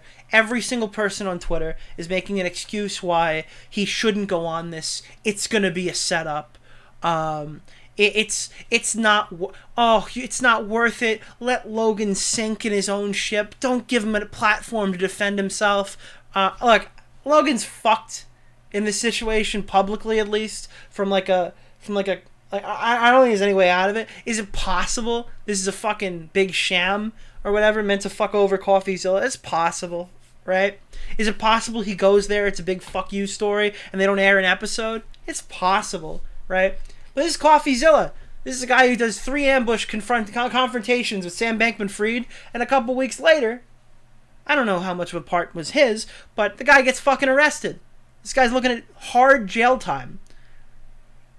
I understand that YouTubers aren't fucking debate bros and people don't like debate bros. But if there's a debate bro in the scene of doing scams, that's this guy. That's Coffee. Coffee should be doing this conversation because I think it would be funny. Okay? That's my invest here. All right? I want to watch it. So you guys should try to make him do it because I don't agree with you guys making all these fucking excuses. All right? Fuck that. It's content, and I want it, so we should make it happen, all right? He needs to go on Impulsive. I want to see it. It'll be amazing. All right. I want to see it. I don't care if Mike, dude. He could pull a Donald Trump. Remember when Donald Trump went to the debate to talk to Hillary, and he brought all of Bill Clinton's accusers and did a panel right outside the debate? Do you guys remember this? All right. Imagine if Coffee on his own dime flies out all these guys from his video who Logan Paul fucking scammed, and if Logan doesn't agree to do the interview, he goes outside the Impulsive studio and films a fucking podcast with all the people Logan scammed. How funny would that be? That'd be fucking hilarious. That would be amazing, alright? And then he's gotta let him in, right? If Coffee makes a big enough scene, Logan's gotta let him in. Logan's gotta talk to him. If I'm fucking Coffee, I'm walking in wearing a wire. I'm not letting Logan delete the audio. It's coming out. That's how I'm handling it. Listen, I'm biased as fuck here. I want to see this conversation, and I'm willing to say anything I can to try to justify why it should happen. I'm not pretending that I have the best motives here, or I really give a fuck about the situation. I mean, I do enough that it's shitty that he's scamming these people. I'm gonna talk about this too, aren't I? Can we talk? Okay. I'm sorry. Maybe I'm a victim blamer, bro. I just can't. Look, I have to front load this because I don't want this to come off as a dig to Coffee. It's not a fucking dig. I think that Logan's fucking not Logan. I think Coffee's videos are really good, and I think that his Logan videos specifically are really good. That being said, I fucking died. I fucking died, bro. I died laughing. I literally could not believe my fucking eyes. Hold on. I couldn't believe my fucking eyes when I heard this. My eyes couldn't understand what they were hearing. That's not even the right sense, and it's crazy. Okay, hold on, wait.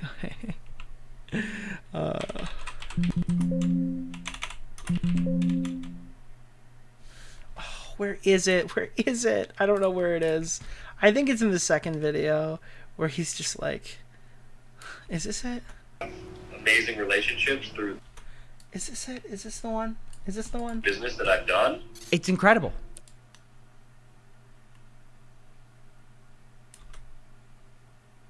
Take a deep dive.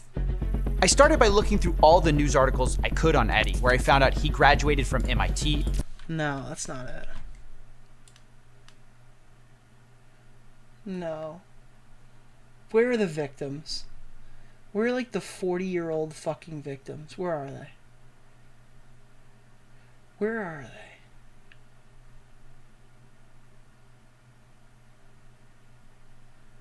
Is it not? Is it this one?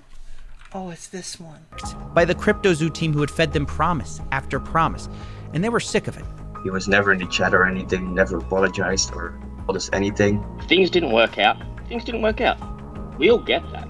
But to continuously lie, lead people on, hype people up, to put more money in, all the while in the background, things are going down, things are hitting the fan. There's a clip in this series where it's like a 30-year-old man, or like a 40-year-old man, and then there's like a clip where the guy's like, dude, it's Logan Paul. I didn't expect him to scam me again. Logan Paul doesn't need to rug pull. He's got tons of money. And I just look at that guy and I'm like, I don't care that you lost your life savings. Look, it's fucked up. I'll admit that's a fucked up thing to say.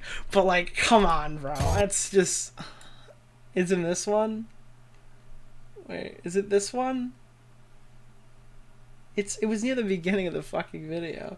It was like, dude, it's Logan Paul. And it's just like... Is this it? Rather than me deciding who's to blame, or me deciding what you should think, I want to give them the last word. Everyone's to blame. Logan in the sense of it's poor management. It's his project. I can't stress enough how everything they're saying is true here. Still made these promises to people. I think everyone it is to blame, including Logan Paul, of course, because he was the one in charge of this, and he was responsible for all of this mess. Everybody has a big part and a massive, massive cross to bear. Each one of them scammed the project in their own way. And how fucking old is that guy? That guy looks older than Tommy C. How did you get scammed by this guy? Well, that's... This is it. This is a kid though, so I'm not too mad at him. Put it into his project under his name to people that he actually trusts. So in my opinion, if the team failed to perform, that's Logan Paul to blame.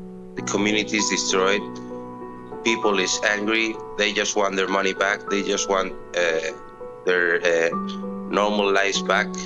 Reimburse those loyal fans that they have, or how to rebuild the project. Again, like, I don't know, this isn't what I was talking about, because I think that they're right there. I don't have any problem with that. There's a part from, like, the first fucking video where he's just straight up like, it's Logan Paul. Is this it? Is this it? No, that's not it, because that's the intro. I lost $5,000, $120,000, $500,000 Australian, which is $500,000 in CryptoZoo. Shut up! No, you haven't. Why does he look so happy about that? I'm kidding.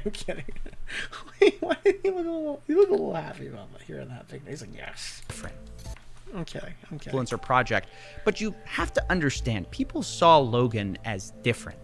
It was Logan Paul at the end. Okay, this is a kid. But look at this. An internet personality that I actually trusted. This is a kid. All right, we're not gonna make fun of him too much. We're not gonna actually kind of believed in.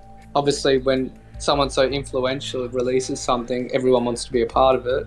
I still believe in this false fallacy that everyone else does believe in, that Logan Paul's a changed man. Suck my dick, dude. Holy shit, gargle my balls. Are you fucking kidding me? Are you kidding me? Are you fucking kidding me? Man. I thought it was a safe place having a guy like that identified, like Logan Paul being the head. This guy scammed people like a year earlier on Ding Dong. Like, it's not even the first time he's done this. Of the project. They had seen this story he had been telling everyone, that he was this reformed influencer, right? That he was no longer a reckless clout goblin just in it for the money. They thought this time it's different. Logan Paul couldn't possibly. I get that's the sell for the video, but fuck, man. That's the only critique I have for CoffeeZilla, is I just don't have sympathy for those people. I'm sorry. I don't. The kids, yes, but the grown men who are like, I trusted his rehabilitation. I don't have sympathy for those people. I don't know. So yeah, my pitch is it would be cool if this was a thing, and I want him to do it, and I want him to go on, even though it's probably a trap, and he doesn't actually, he probably doesn't actually have to do it, but I think that'd be cool. Hey, are you guys familiar with the vabbing drama? I tweeted this on Christmas. So did you know that Lav rubs her pussy and then spreads it on her face so she has the distinct smell that attracts men? Are you guys familiar with this? She says that she doesn't think it's gross. The idea is that there are pheromones that make you sexier. Bodies create mucus and liquids. Some of the reason they do is to attract males. Yeah, so there was a lot of vabbing drama. That happened. Why are you saying ew? You guys don't vab?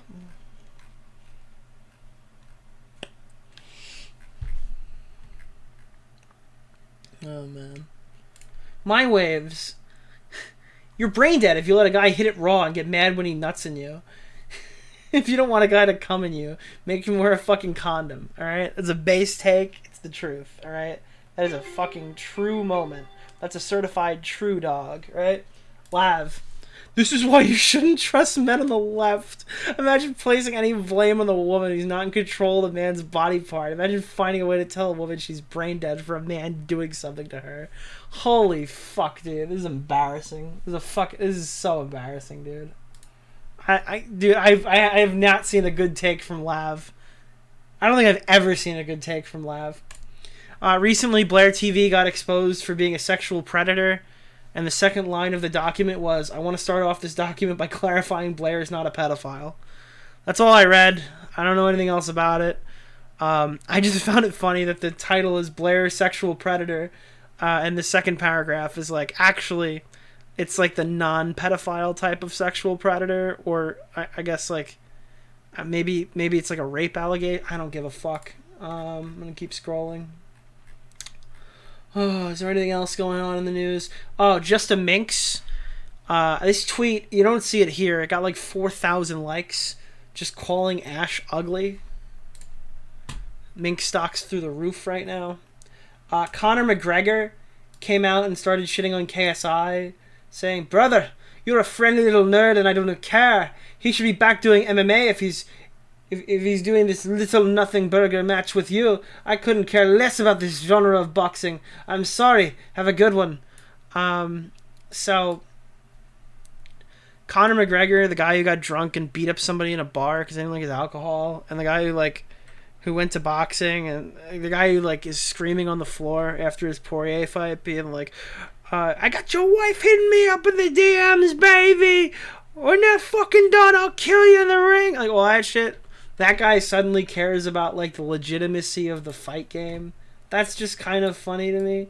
I don't know. Conor McGregor, the guy who's disrespected the fucking mixed martial arts more than anybody that I know, outside of Dana White when he let in CM Punk. I don't know. It's kind of rich coming from Conor McGregor, right? This guy's he's a huge clown. I like him, but he's a huge clown. That's kind of a fucking stupid thing to say. Bo Black's fucking destroyed Keem by accident. That was funny. Smash went trending, and I don't know why, but I wish the victim the best, and I hope that they're able to move on and have a good life. Somebody said it might have been about the guy retiring. I don't fucking know. I just assumed somebody got raped or pedoed. Good luck to whoever that may be.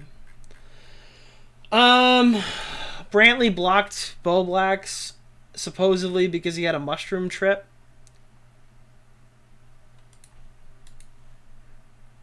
Yeah, I don't know on that one. I don't really understand. Had my first psychedelic mushroom trip with the family on Christmas. Brantley, oh Lord, hope it was eye-opening, life-changing. It's kind of a weird one. Not really too sure about what happened there. I don't know. Listen, I can make fun of people for blocking now, because I have less people blocked than everybody else. So, I think that's it. I don't know, there's other drama people were asking me about. I'm going to scroll down and see if I see any of it. I bet Rich Campbell has Baby It's Cold Outside on his Christmas playlist. It's a niche reference if you understand the cancellation of Christmas memes. I don't know. I don't think the Rich Campbell thing ever really became anything more than the twit longer. And then the girl picking a fucking fight with Destiny, where Destiny put out a 10-tweet thread on why she's an idiot for it happening to her, which was super funny to read. Jesus, maybe I am a victim blamer. That was a joke for the record. Ethan Klein deleted this crazy tweet that he made. Jeffrey Epstein committed horrible crimes, but he misses him. I don't know the context about this one. By the way, guys, I'm every streamer right now. If you don't know, I'm doing the daily streamer grind set. I don't know anything about any of these subjects I'm talking about, but I'm going to inform you, the audience, on them. So, yeah, it's crazy that Ethan lost his good friend Jeffrey Epstein. I'm pretty sure there's no other context to this tweet. Oh, this is a good one. I can't believe Leap and Leon had the balls to go on Diffel's stream to discuss Tipster's reaction to the AP allegations that were shown on Spondle's stream last night after Simp Muffin Truffin said the N-word to Tipster's friend Xylee, just like AP did to Leap and Leon's friend. Yeah, that's a good story there. This tweet went viral, and now it's on Dexerto, or whatever. I would like to facilitate the creation of legislation that holds people accountable for the actions that they do online. I don't know if I should get into the details because it might rattle some folks, but yes.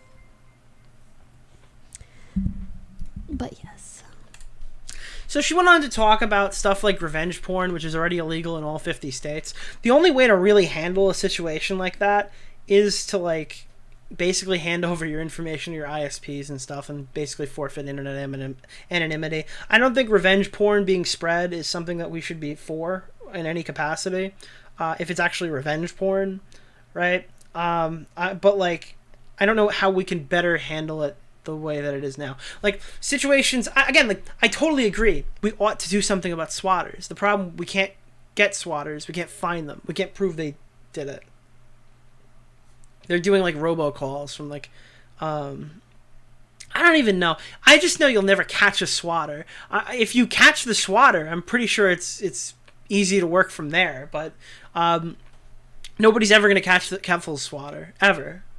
So like, if we knew who it was, it might be possible to do something about it. It's just not. This has to be about Nadia's shit. What happened with Nadia again? I forgot. I was speculating it's from her own nip slip, where she's like mad that people are spreading the picture. Not even a nip slip. It's like she had like a pasty on, but and she didn't want that image shared or something. Who knows? What happened with Nadia? I think I tweeted about it, but I forgot what it was. Cat 10 Barge's Twitter timeline has been cancerous as fuck.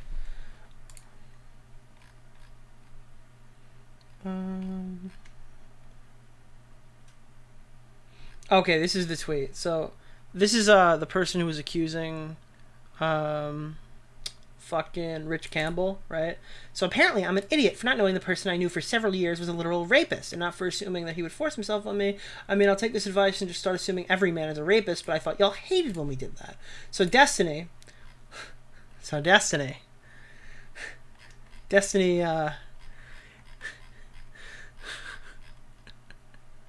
Destiny got a little unoptical.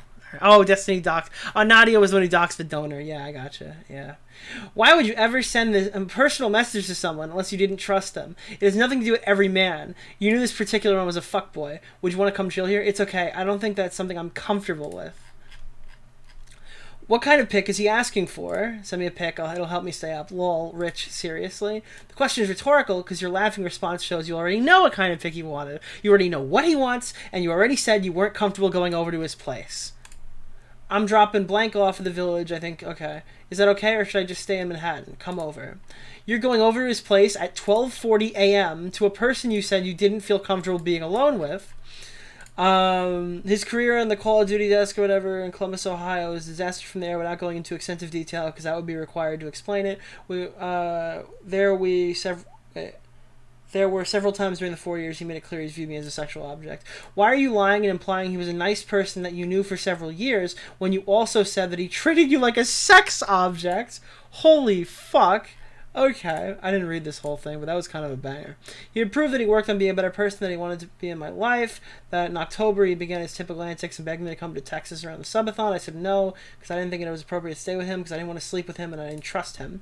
You said you gave him multiple chances to be a better person and it failed, and you said you twist longer, that you didn't even trust him. He said that he couldn't stay in a room and needed to go to his apartment per the rules. I said I didn't trust that. Seriously? Why the fuck didn't you go up to his room after not trusting him for half a decade? Oh my god. Holy shit. He just keeps spinning. Holy fuck. We got upstairs leaving out a lot of important details here, but I don't necessarily doubt this happened. And at the end of the day, Rich may or not be a rapist, but you're a fucking idiot. Holy shit. I don't know why this got 84 likes, but this deep drive in the left field by Castano. How do you say his name? Castaños? Castellanos. That'll be a home run, and I'll make it a 4-0 ball game. Yeah. I don't know, buddy. By the way, all my tweets are broken now. Oh, wait, are they fixed? No, they're not. So the top tweet in every fucking thread is broken, because I had a thing that did downloads, and I could download the picture, and it broke when Elon fucked up and added a view counter. So now it just says the likes 3 times, which is great. That's going to be really great for trying to edit videos. But, oh, that was risky. I don't know why. Oh, that was also risky. This is where I go. This is a safe place. By the way, we're almost to 50K on Twitter. That'd be cool to hit. Yeah. Papa Gut gave a shit take. That's crazy, bro. That's wild. That's nuts. We did about 2 hours tonight. That's cool. I don't know. I'll open up the chat now. It's not like it's closed, but I'll open it up. You guys can ask me anything you want. We can talk about drama. We can watch a video. You can recommend a topic. Probably gonna stay out of the gay interpersonal shit because I still don't give a fuck about any of it. I'll play a little Destiny while we're chilling here. I'm not like super rushing to get off tonight. Oh man, we could talk about your tips, not your tipster. You can talk about your tip. No, we could talk about your Christmases. Talk about I could talk about my Christmas. Love plays games. I don't know about what your call out post is. What was it? Cover the big tipster drama. I don't really know enough about it, and Colton wanted to call me, and I gotta be honest. Oh god, I crashed again. I gotta be honest with you. I don't really care. Sounds like tipster's in the wrong. That's my commentary take, alright? Commentary these days is just getting on a live stream, not knowing anything you're fucking talking about, and just confidently saying it like you do, alright? I think tipster's in the wrong. I think he should probably apologize or something, you know? Can you make a video on Jalen? She's painfully cringe. I just think that if we just all left Jalen alone, life would be just better. If we just stayed away from Jalen, never interacted. There was like a recent super spurgy Jalen controversy where Jalen was like gonna fly out fucking Scrimcox or whatever, and then like got mad and just started calling Scrimcox a pedophile, so that like Jalen was super down to like fuck what they thought was like a pedophile. And then Jalen told Scrimcox to like overdose, which is crazy because Jalen was like trying to save Scrimcox from like overdosing a month ago or something. Unsuccessfully, by the way. If I didn't intervene, probably would be dead right now, but that's the truth. Yeah. Diesel Patches is back on YouTube because the Twitter one's not really him, I don't think. How do you feel about the new Pokemon games? Do you think there's going to be a new standard for games in the future in terms of performance? I sure hope not, but they all still keep selling. I think the game is really fun under a layer of it's not optimized, it has way too many glitches, it's been rushed out the fucking door. I think that the best thing they could ever do is not make a Legends Arceus ever again, even though it was probably the best installment in the entire series, because they clearly can't put out 2 fucking main games, where one of them is a 2-parter, or 2-copy, and prep DLC all in the same year. They're not it's not able to happen. What was the best food you ate on Christmas? Pizza. My parents make homemade pizza. It's delicious. My family had fucking I didn't even eat the main fucking portion. I think for dinner, first things first is they bring out like stuffed artichokes. What else? Some like oh god. What is it? God, what's the fucking pink fruit thing? It's a vegetable. It's like oh god.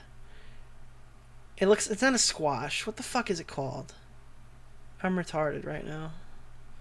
It's like purple. It's a purple thing that looks like a squash, but it's not. And it's soft. Not beets. It's a vegetable. It's even though beets are a vegetable. I'm being eggplant. They eat the fucking eggplant. Yeah, it's the fucking eggplant. They eat the eggplant. They have the stuffed artichokes. They bring out the pizza. They bring out like the normal chips and fucking dip and stuff like that. Everyone gets drunk. I was drinking some nice whiskey on the rocks. It was a good time, all right? Then the dinner comes out, and it's fucking there's pasta, there's meatballs, there's lasagna, and that's like the pre-course, all right?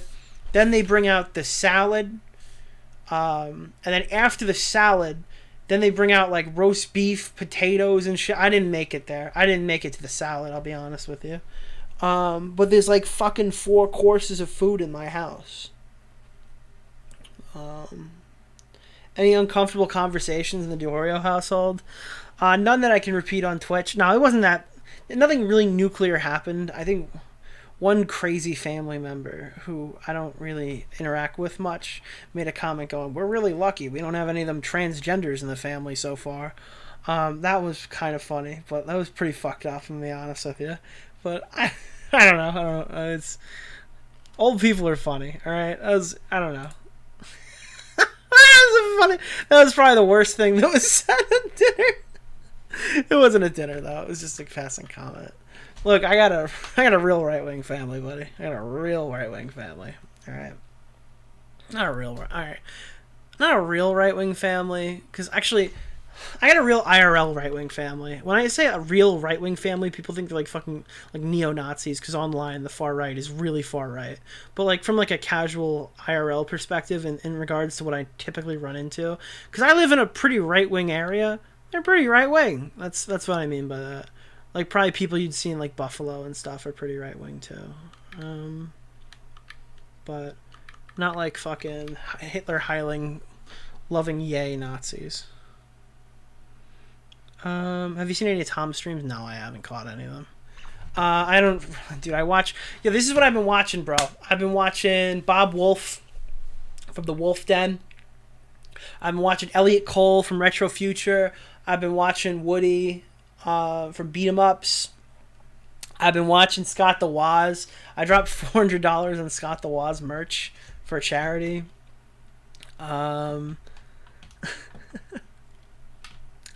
What else have I've been watching? This is the shit that I watch, dude. This is what I do. That's what I watch nowadays.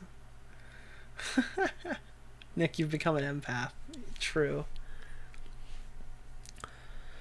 Right-wing family in New York? Yeah, dude, go look at the heat map of New York. All right, where's... Hold on. All you fucks who don't live in New York think that New York is like the city, okay? They think that all of New York is like one big fucking happy city, okay? This, my friend, is New York. Hold on. That is New York, okay? Do you see New York? This is New York. You got me, buddy? This is New York City. Can you see my thing on... Oh, wait. I'm retarded. Now you see it. Now you see it. This is New York, okay? This fucking thing that I'm like... I'm over here. This part where the map is... This is like New York City. Like right here. It's like there. You see it now. On the edge of like Long Island is like... This is like New York City. This blue part. That's where all the people live. You know? This is where all the people live. I live on Long Island, which the further you get away from New York City, it's pretty red. This is where like fucking Keem lives. It's all red. Alright, back to video games. So Long Island is actually a Long Island? Yeah. Yeah, it is. Yeah, I have to say I never want to visit New York City. No, you should, especially around Christmas time. Oh, it's so nice. They have like SantaCon where everyone gets fucking drunk, rides the train dressed as Santa Claus, and day drinks in the middle of the city. And then you go down by where the big tree is, and that's really nice.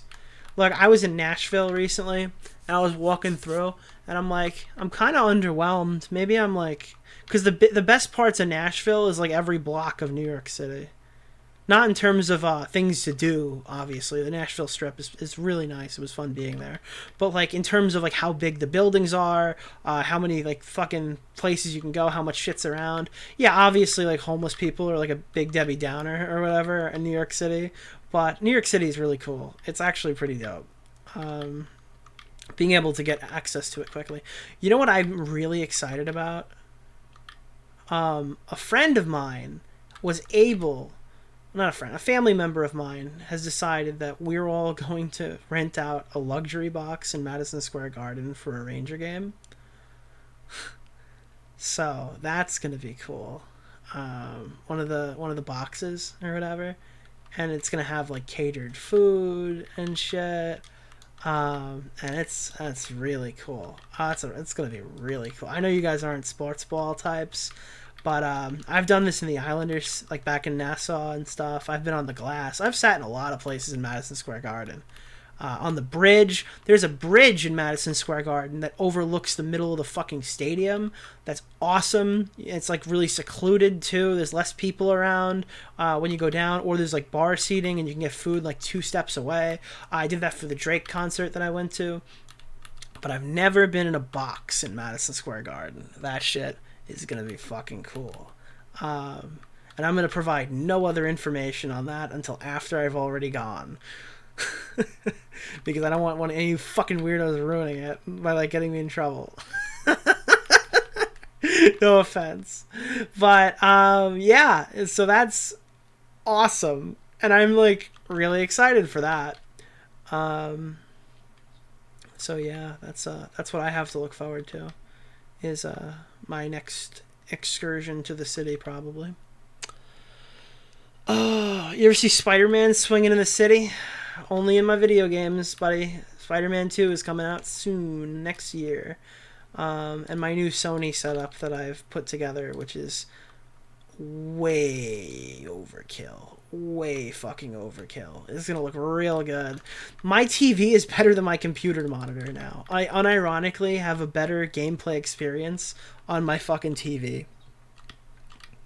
Shit hasn't been like that for like over a decade, where I could say like I have a better access to a TV than I do a monitor. But oh my god, dude, this new setup that I have, I'm playing Destiny on that in my spare time, and I can like hear, it sounds like I'm in the world. It's crazy. I purchased a Bravia Sony TV, and it has like an inside middle speaker, and it's made with the PS5 in mind, so it auto knows everything about the PS5. It instantly like equips like the best shit for it or whatever, I guess. Like all the best. I don't know. It's got like, dude, 120 hertz, HDR, 4K, fucking everything, dude. Fucking everything you could possibly want. So I bought the TV around Black Friday. Then I bought the sound bar that goes with the TV. Now my room, this is for my room, not my office. So my room's not super big. It's about the size of my office, and if you've ever seen a stream, you kind of see what I'm working with here. I don't have like a huge fucking space to work, but I bought like I'm not gonna put like numbers on it. I think you can figure it out if you really want to. I spent a lot of money. All right. I bought a sound bar. It's like their third tier from the top one, I think. You'll find like a lot of compare contrast videos, because that's what I did. Basically, if I went any bigger, it would have been like unreasonably satirically large for the room, and it would have like blown me through the wall. Okay, I did what I could for the size of the room. Then I bought a subwoofer to go with it, and then I tackled that on with some rear speakers.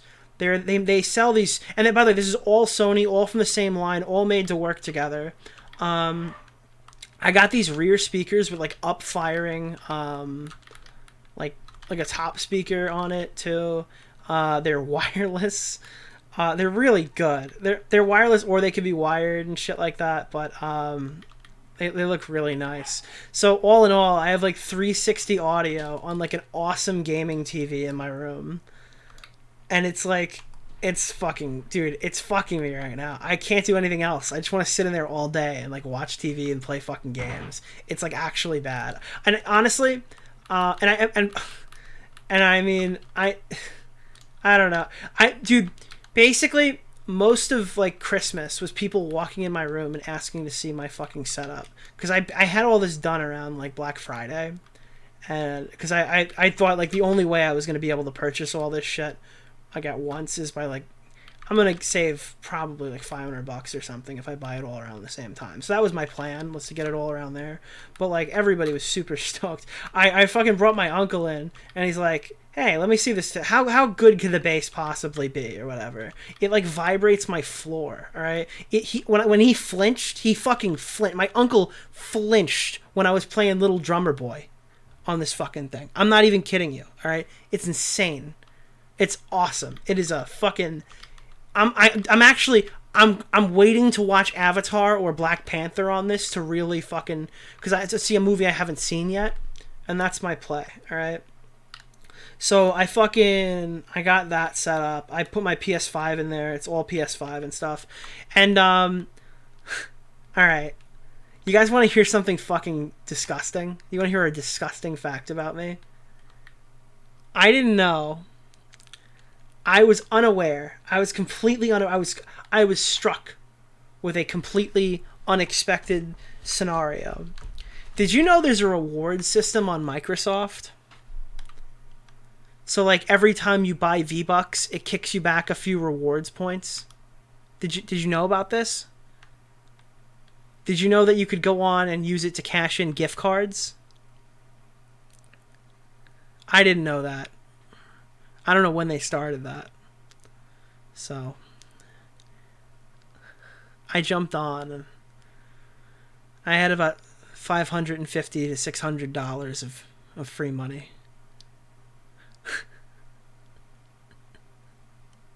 I don't know how many V-Bucks that I purchased that accumulated about $600 of kickback. But I went on there, and all I could do is buy a digital product or a new Xbox. So I got a new Pro controller, and I bought a Series S, and I put that in my room. For free! I got it for free. So I just threw it in my room.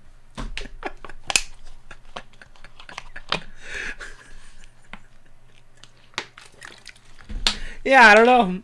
And then I kept some money. I have money left over. Dude, so now I'm going to use my V-Bucks purchases to buy whatever Xbox comes out next. Because yeah. I got a free Xbox.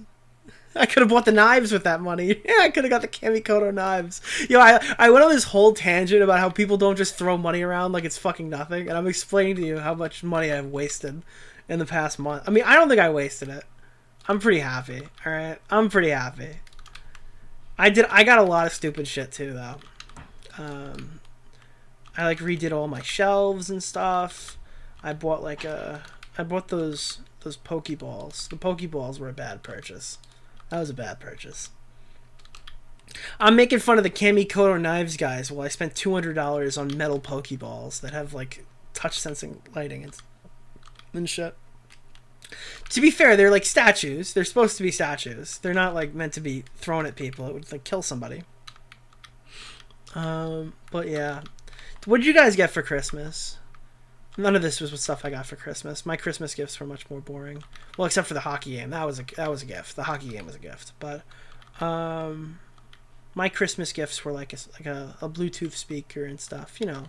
I bought my... Oh, you know what? I don't even want to tell you about what I got. I want to tell you, I bought my parents a fucking $350 vacuum cleaner. They better love that shit, dude. They better love that like it was their fucking kid.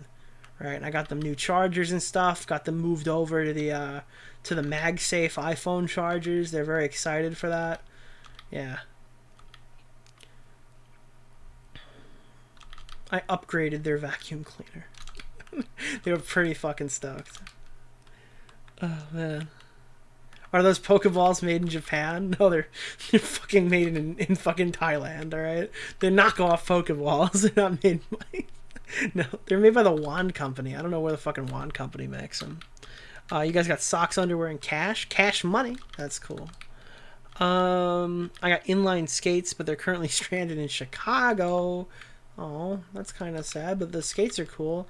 When I was not a little kid, but when I was a kid, the thing when you do hockey, you find yourself in weird situations. Like I was talking to Tommy about the Ferraro brothers. The Ferraro brothers were like the brothers or whatever that went like NHL bound. One of them played for the Rangers and stuff. They were all kind of smaller and stuff, and their careers didn't super pan out. They ended up opening like a hockey school or whatever in Long Island. I ended up there, and I was skating with them. That was something I did. I skated with a woman named Barbara Williams. If you research her, if you research who Barbara Williams is, she was the speed skating coach of the champion Islanders. And she's in like the Women's Hockey Hall of Fame and shit. She was like a crazy Jesus freak or whatever. She's like, Nick, God gave you that body. You got to use it to hit people. I'm like, ma'am, Doritos gave me that body. I don't know if I have what it takes. That's a real quote, by the way, of me talking to this fucking legend, this hockey legend. All right. Why am I telling you this story? Because when I bought skates, it wasn't just like as simple as buying or ordering skates. Even though I don't think you're even talking about the same kind of skates, but like, I had to go to New York City, and I had to buy from like an official guy, right? I had to go to this fucking place.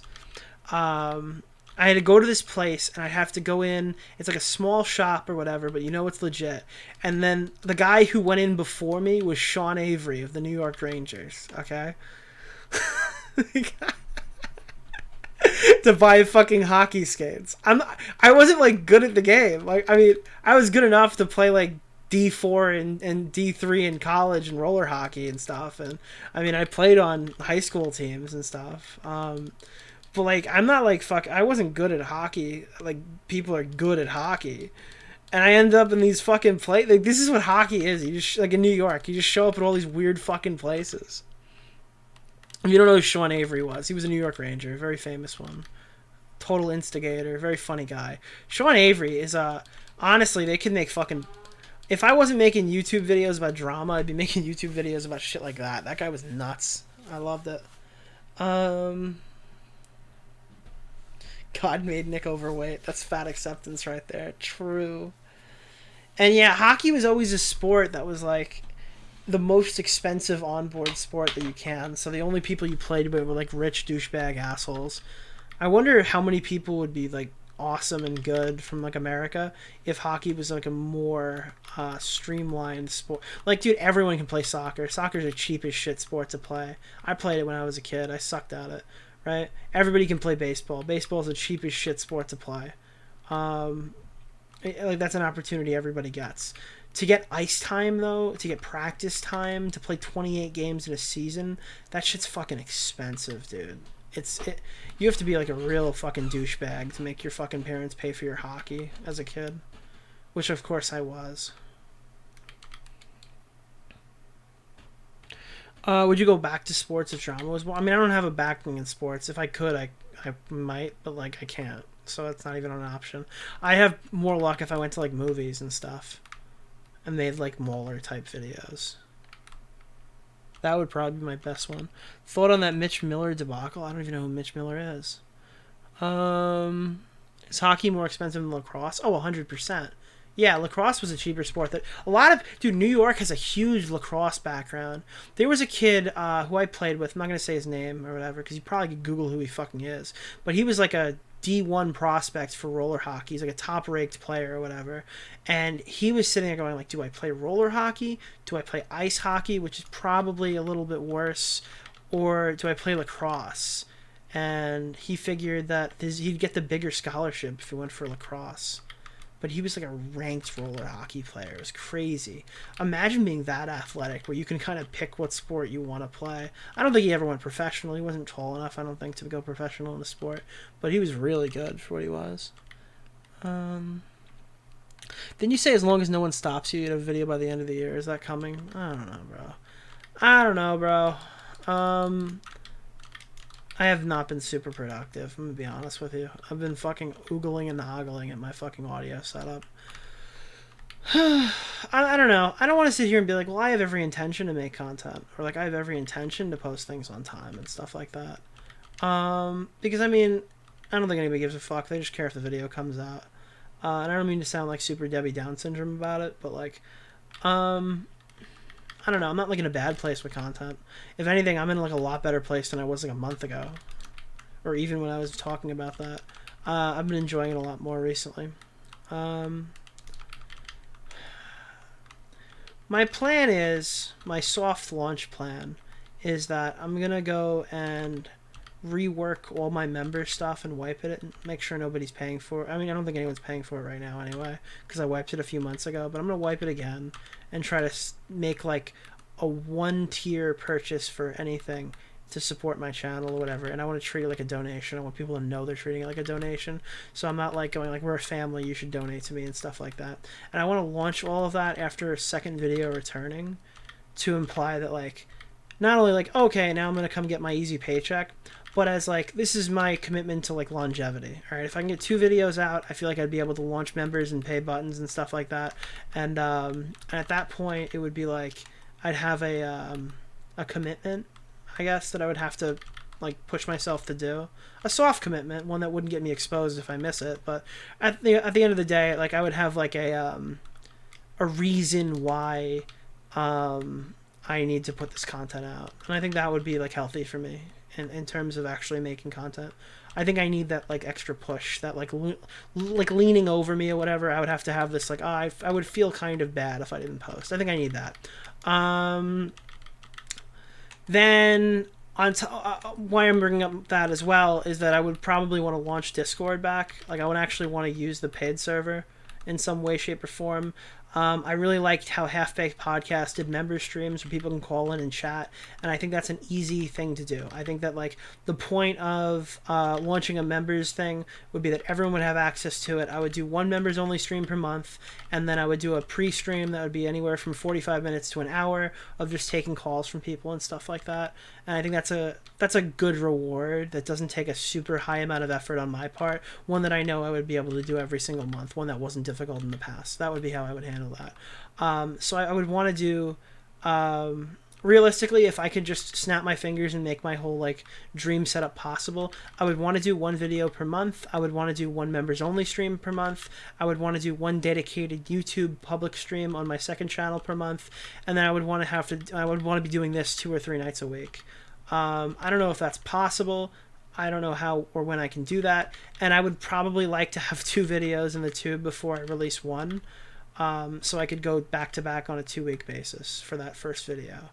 Again, I don't know how much this means to anybody. I don't think anyone gives a fuck if I don't produce content and I just talk about producing content. But that's kind of where my head's at right now. Is I kind of want to I don't want to just make a video. I want to soft launch my channel because I understand that like coming back after a year, I'm going to be like looking like BWC, right? I'm not going to get 100K views in this first video back. I know that. It's not lost on me. And I know that I kind of have to rebuild some sort of an audience, right? I know I can do it. I've done it before.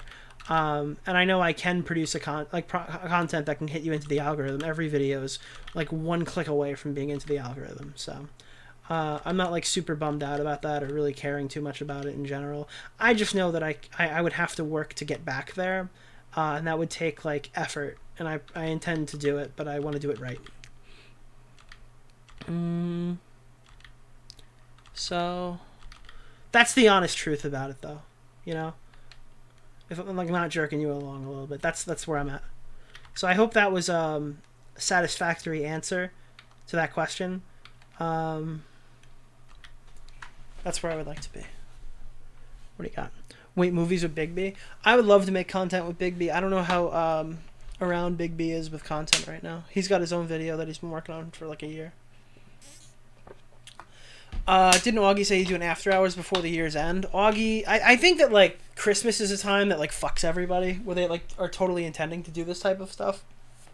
But like preparation and then post-Christmas stuff where you just want to fuck off and fucking play with your new toys and shit, you know what I mean? I don't know. And then like seeing family, meeting up with family, doing stuff after the holidays. I think that like fucks with people and they get like stuck doing, and like it fucks their work ethic. Yeah. I don't know if any of that, if that story that I just told is like compatible with my current work schedule. That's another thing, but I think a little effort would be nice on my part. Have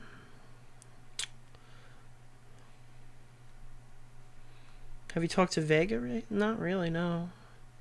I like the updates even if they're lies. They're definitely not lies. I just don't know if I can cash in on every one of them. I think that was a pretty fair, honest one. Will you be doing a New Year's stream?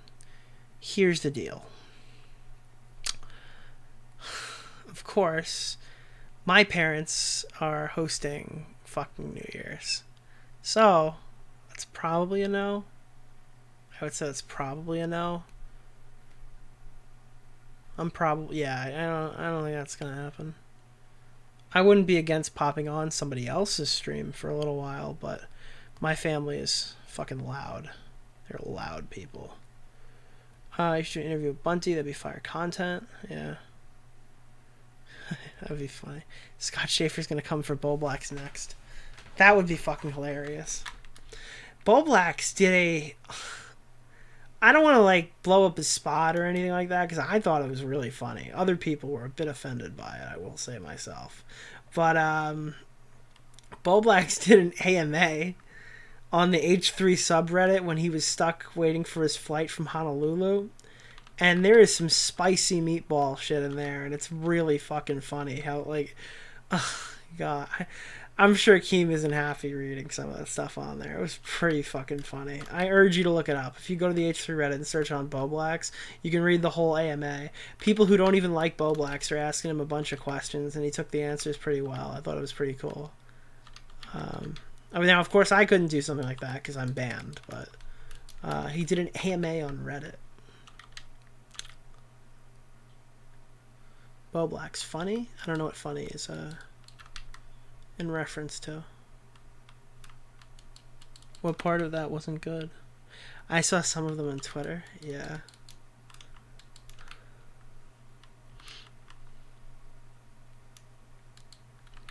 That's... let's see. Did I miss anything up top here? Well, I'm caught up. Review Sony's TVs. Yeah, I'm gonna be the next, what's his fucking name? The guy, oh God, I don't even remember his fucking name. The AMA was super fun. Yeah, I agree. Quantum. Remember the new Quantum TV? I'm gonna review TVs from now on. Quantum TV is a fucking sucker. I got chemistry paper published recently. Now you can say you have legitimate scientists watching you. Let me pull this up. Somebody got a chem paper done. Who was that? Logging in. Log in with Twitch. Who the fuck was that? Go to dashboard. Close. Recent events. Buzzsaw, $3. Got a chemistry paper published. Good shit, Buzzsaw. We got big thinkers coming out of this community. Good stuff. I did get a few donos. Let me read those real fast. I don't know if they're donos or just stuff. 2 hours ago. Hexen Hierarch sub with a tier 1. I purchased a sub from Nicholas Diorio that gives me the right to call myself a vessel of the King Diorio in all my passports and Grindr profile. True is sharing. Nick, don't say you're going to release a video before the end of the year. Oh, didn't you say you're going to release a video before the end of the year? Yeah, I just talked about that. Sorry, I was 2 hours late on that one. Retro Tico with a smiley face. Thank you. Passion76. So happy you're streaming. Garavenger. I remember that name. 12 months. Everyone is responsible for their money and educating themselves on all purchases made by them. I feel like people's minds are going numb. Yeah, I agree. Not only that, New but Jersey Trash Boy, 5 community gifted literally subs. fucking earlier said I'm oozing with Demon estrogen. Delanova, thank you for the tier 1. Just Plants, resub with a prime. It's not my fault I'm weak and stupid. I thought they were magic knives. Hexen Hierarch sent another 145 bits. I find it insane that people just have hundreds of dollars to throw away on fringe YouTube sponsored products without looking up anything about them. Do people have a sense of financial value? D Keefe with 100 bits. Why do we really need to care about established titles and not actually making you a lord or some shit? I don't know. Higmig, thank you for the prime. Twitch ad block stopped working. Okay, I want to say this. This is probably pretty nuclear. If I'm going to get clipped at any part in this stream, I think it's now. Alright? So, is it wrong to bully somebody who's getting scammed? Let's say they're legitimately getting scammed. They're a fucking idiot. Let's say, for just a matter of this conversation, let's pretend the knives are a fucking scam. Let's say these knives are specifically made in Japan, and they're highest quality knife. Even then, I don't even know. And they're like the best knives on the market, and we're taking that at face value. Okay, they're giving a guarantee there are no better knives or whatever. All right. And somebody just fucking buys $400 to $500 knives they saw on Ben Shapiro, right? That guy's still a dumb fuck. I don't know. If the information that you need to provide that this is a bad product is available in as easy as the video description, that guy's a fucking idiot. Now, emotionally, let's say your friend is a fucking idiot and he just purchased something really stupid, and now he can't pay his car insurance bill this month because he just bought these fucking knives, all right? Would you go up to that person and go, hey, buddy, you're a fucking dumb fuck. I can't believe you're so fucking stupid that you put all your money into these fucking Kamikoto knives that you saw on Ben Shapiro. Now, you might do that. That's something you might do. But it would probably be kind of sad. I don't know, that sounds like something I would do, but like it's probably not the right thing, you know? Maybe I wouldn't like laugh and bully like if I'm like on an emotional standpoint, if I'm trying to like be like a normal human being, maybe that's not what I would do. Now, let's talk about rape. Okay? Or better yet, rape allegations. All right? All the stuff Destiny said is true. There are a lot of inconsistencies to that story. All right? Some of the things she's saying in their tweets and her follow-ups are not lining up. This is somebody who, I guess, actually really did think that this person wasn't to be trusted and wanted her just for sex, and she went to his apartment at 1 o'clock in the morning, and there's obviously context there that we don't understand. That being said, I would not personally bully her for being fucking raped if she was raped. See how that works? Pointing out that people shouldn't do that. You ought not go to somebody's house that you don't trust to not rape you in the middle of the night, who you know just want you for sex, in a unrelated context. I probably would say like that's something you ought not do, right? But I wouldn't go and like intentionally go out of my way to make her feel bad in her own situation. That's wrong, all right? You follow? You follow what I'm trying to say here? I don't think I everything Destiny said I think is right. And I don't even think there's a problem with him arguing that, because she's coming at him and like arguing something ridiculous as a straw man argument to what he's saying. But I don't think that obviously people's takeaway on that should be that like we're just gonna go up and we're just gonna be fucking nuclear to every person who gets accused or like accusing somebody of fucking rape or something. Like, God, you're a fucking idiot, how fucking dare this happen to you, or whatever. Like, it's totally possible that people are stupid and that also bad things happen to them, right? Yeah.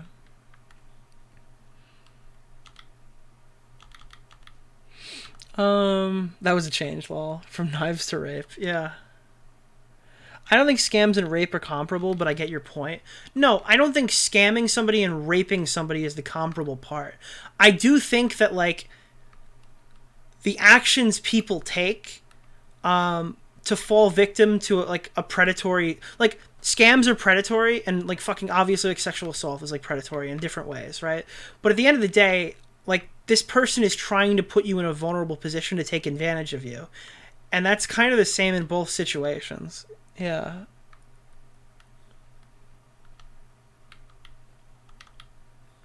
It's not like wrong to point out that the guy is a fucking idiot for taking money because it's Logan Paul. He wouldn't possibly scam me. And it's not wrong to point out, hey, this fucking person probably shouldn't like go to this guy's house if she doesn't trust him to not like to be fucking creepy, right? But that doesn't give like you, the viewer, an excuse to go to that person and be like, yeah, you fucking deserve this XYZ. In either situation.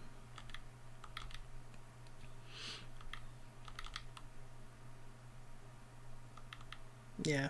I don't know. Maybe that's not like the best conversation. Because I think the huge takeaway for this is going to be like, wow, Nick thinks rape and scams are the same thing. Logan Paul basically raped his viewers or whatever. Because there's no like conscious understanding of what a comparison is online and stuff like that. But I hope you got what I'm trying to say there, even if I didn't articulate it super well. Yeah. The optics of victim. Like, that's what I'm trying to say, is there's a difference between victim blaming and, like... Well, alright, so what Destiny does in some cases when he's commenting on stuff, and in his defense, again, like, he's not saying this directly to the victim, he's explaining the situation, covering it as a news story. But he is giving some, like, unwanted advice at times and stuff. And is it technically correct? Sure. How many people, like, maybe is someone going to watch that and go, like, well, yeah, maybe this is a situation I wouldn't want to put myself in. Sure. And I think that goes over, like, twofold on scams. Like, when you really say, like, oh, this is fucking stupid, you ought not, fucking like buy into something without knowing about it, or like not knowing enough about it, or reading the like description at least, or something like that, or googling it, or watching like reviews on the product, like, I don't know, finding some way, shape, or form to know that you're getting what you're wanting or whatever. Here, there's a difference between doing stuff like that and then doing stuff like what I see on Twitter, where it's like dumb whore coming out again to try to get money out of somebody. Like there's a massive fucking difference between like art, like giving unwanted advice and like just straight up fucking victim blaming, and that's not what's happening there. But I'm sure people like Vosh will say that that's what's happening there. Yeah.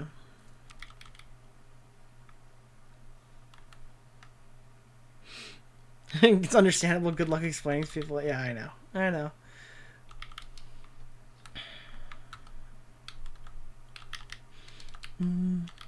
That's how I see the making fun of the Logan Paul people, at least. It's all rape now. Yeah. It's the problem is that it empowers retards to go out and accuse every person claiming to be a victim of SA based. Yeah, okay, that's like, that would be crusty, right? If we point out like, hey, this person's a fucking idiot and stuff, and I don't know if this is true or whatever. Like, the audience is stupid, so the audience will take that as like, oh yeah, now I'm gonna go Giga Detective mode, and I'm gonna try to poke holes through all this stuff when they don't know what the fuck they're talking about. The only reason they're saying it is because they saw Destiny or me or fucking somebody else say something. And now they're all fucking super detectives. Like the YouTubers become super lawyers because CoffeeZilla made a scam video. The audience will always do that, won't they? Yeah, and to a certain extent, I don't think I'm talking to anybody who would do something like that. Part of the problem I have with videos like the Scott Schaefer one on the scam with like crypto Elon Musk shit that we were watching briefly before is that if you're the type of person to find a hacked live stream channel you don't remember subscribing to, and it's called like Tesla Company something, right? And if you're fucking that stupid that you'll just immediately purchase crypto and like fucking give it to this fucking hacked YouTube channel you've never seen before because they're promising you like an investment of some kind, odds are you're not smart enough to have found this video. Like, legitimately, you're probably like way too fucking stupid to be interacting with like a video talking about scam prevention. Because the type of person who falls for that scam isn't researching scam prevention. That's just not happening. So it doesn't actually reach anybody of value, right? Whereas like with rape discussions, typically a lot of the like sexual assaults and stuff like that actually happen, to my knowledge, are like unintentional. Like when you hear of a rape allegation, most of the time it's not somebody getting chained to the basement and fucked against their will and fucking human trafficked across state lines and fucking like pushed up against a wall and held there or something like that where they can't move and something. Like that's not like the typical rapes that you hear happen, especially in these influencer circles. It's usually like a signal misunderstood, or somebody coercing somebody without the intent to rape them, or a situation where like somebody doesn't understand what they're doing is necessarily rape, or like I don't know, dude. I'm sure fucking there's a ton of high school people or college people who took a condom off and didn't realize they were fucking stealthing somebody or something like that. Which is bad, and obviously that's still something that's like traumatizing and stuff, but the intent isn't obviously to go rape this person. So when you do hear it on a stream, or you hear people engaging with stuff like this, for people who might not know what they're doing is abusive already, this could be like a teachable moment for them, as fucked up as that is to say, because like it is just common to have situations like that. Yeah. Check Bo Black's Twitter. Let's check your Twitter, Bobby. So like I think that like that hits the demographic, whereas like the Scott Schaefer video falls on deaf ears. Let's see. Pokemon, I don't care about people's wrong opinions. Jesus Christ.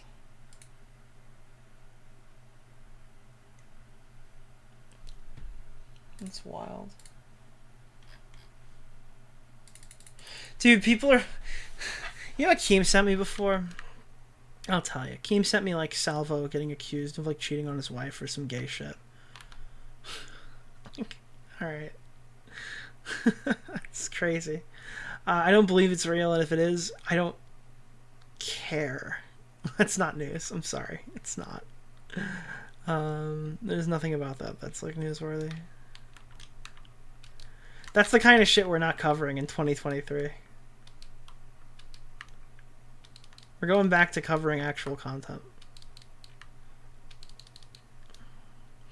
If you didn't watch the stream after like the big Keem debacle or whatever, my stance on that is literally like, on Thursdays when I go on Dave's show, if he asks me something, I'll talk about like the interpersonal shit. But from like now on, unless I have to like rephrase this at some point in the future, I'm probably not gonna just do fucking streams talking about like the gay interpersonal drama shit. I don't know. I don't think any of it's fucking funny at all, whatsoever. And I'm not interested in the slightest by it. I would rather watch 50 Angelica Oles videos about like scam prevention or something than watch like another fucking Keemstar show like the one that I saw. I gotta be honest with you, I don't give a fuck, dude. Oh man. Me and Augie got more views watching that episode than his show got. Alright? There's no reason to cover that stuff. Smaggle Daggle got caught cheating. It would be a bigger story. Yeah, because then the bigger story would be that Smaggle would have a girlfriend. Yeah.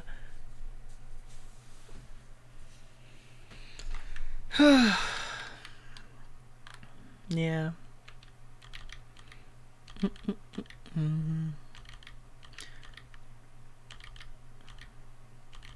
Like, somebody in chat, does that make Salvo a hypocrite for criticizing Tipster, though? I mean, yeah, if it's true, but I mean, I don't even looked at it. I've seen him like do this in a call where he's like joke flirty with somebody. If that's like what's happening here, it's like almost. I mean, it almost looked like he intentionally left that breadcrumb there so somebody would call him out for it later. I don't know who's headlining these Me Too allegations. Ash reacts. Get the fuck out of here. Not you, chatter, but like just in general with this dumb fucking boring shit. Like, whoa, big story. I don't know. Augusto Kinoche putting credibility on the line. You know what's a big story? Ethan Ralph and Alex Stein. Now, I will say, in Ethan Ralph's defense, I've never laughed at an Alex Stein video in my entire life, alright? There's only one more unfunny thing than our community interpersonal drama. There's only one thing that's more unfunny, alright? And it's every Alex Stein video where he tries to confront somebody, making that, like, awkward retard smile into the camera, and looks like a toddler running around being an idiot. I have never found a single one of Alex Stein's videos funny in history, alright?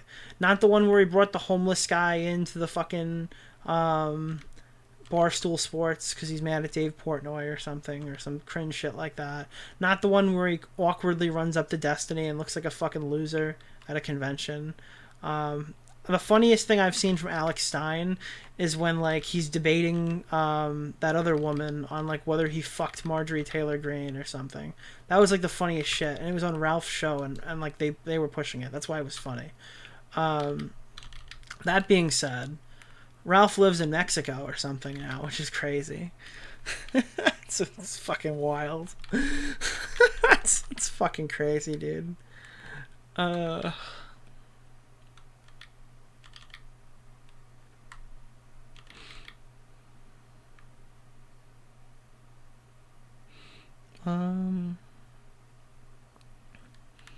Flam has more content now. I don't even... What is Flam content?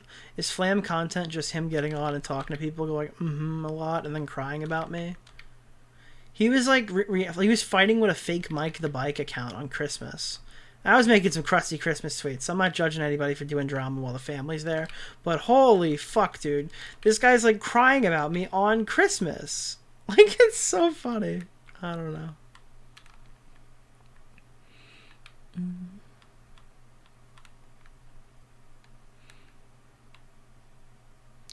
Ralph became an immigrant? I guess. Yeah, he immigrated to a new country. Oh, God. There's a clip of Flamenco versus fake Mike the Bike. Oh, no. He lost another debate. Bold of you to think he was with his family on Christmas. Yeah, I don't know. Maybe they don't see him after the sealed court doc debacle. And by the way, Flamenco, when you clip this for the inevitable expose, that was a joke. Intentionally a joke. I know you struggle with those on occasion, and sometimes you're not sure. So I'm going to spell it out for you. That was a joke. How did Flam get into Augie's community? Augie's poor decisions. One that I would not attempt to stop, but I did look down on him for after we were done.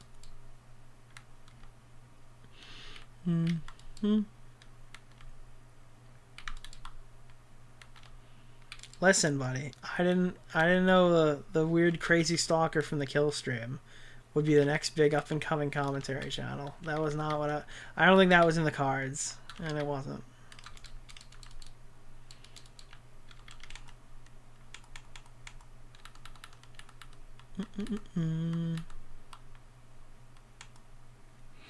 Nobody should give Pie Girl attention. Oh my god. You know, you just remind me that person exists again. Holy shit, dude. Pie Girl like reappeared on Christmas and dropped 3 Twitloggers in 3 days. I don't understand. Is that like was that real? Was that really Pie Girl? Like, what the fuck, dude?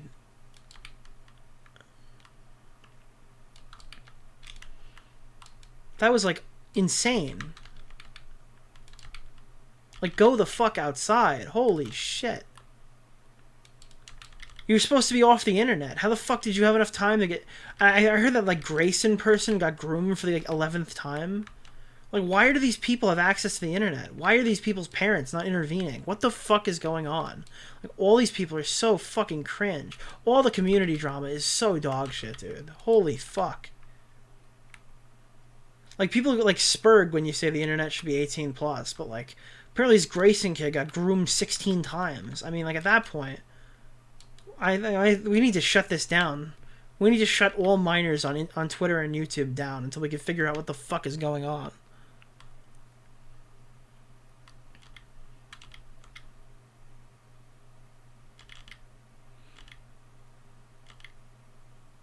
Oh, fuck Pie Girl, what grenade launcher is that? My grenade launcher is the Forbearance. You can craft this from the Vow raid. I like using Chain Reaction, Ambitious Assassin, and High Velocity with Quick Launch. And I am at level 102 with it. I got it a month ago, and I've accumulated 8,000 kills with this gun. It is like my top secondary option right now. I think the Vow raid weapons are pretty fucking good. And I'm trying to get the pulse rifle right now. I'm a big fan of the Cataclysmic bait and switch, but I'm sure if you play Destiny, you know what the Cataclysmic is. Forbearance, on the other hand, I mean, I'm sure you've heard of it, but it is a stealth pick. It is actually probably my #1 from that raid if you're going to try to craft anything with the guaranteed chests. Because you can at least get a Type N, which is comparable to the DPS you're getting with the Cataclysmic. Oh, fuck Pie Girl. What grenade launcher is that? Was not a smooth transition. My bad. Pie Girl made another doc after getting nuked for making a doc and then being exposed for some weird shit. Like, what the fuck process goes through? I don't know. I have no idea. Thoughts on Smaggle being Tom's producer? Listen, alright?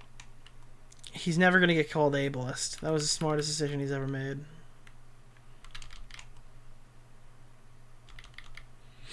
No, why does nobody in this sector make consistent content anymore? I mean, mine was just burnout. I didn't have fun anymore.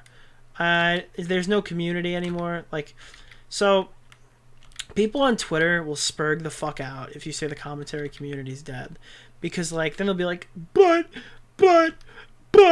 commentary's obviously still alive. People make videos talking about stuff all the time. And it's like, no, retard. No.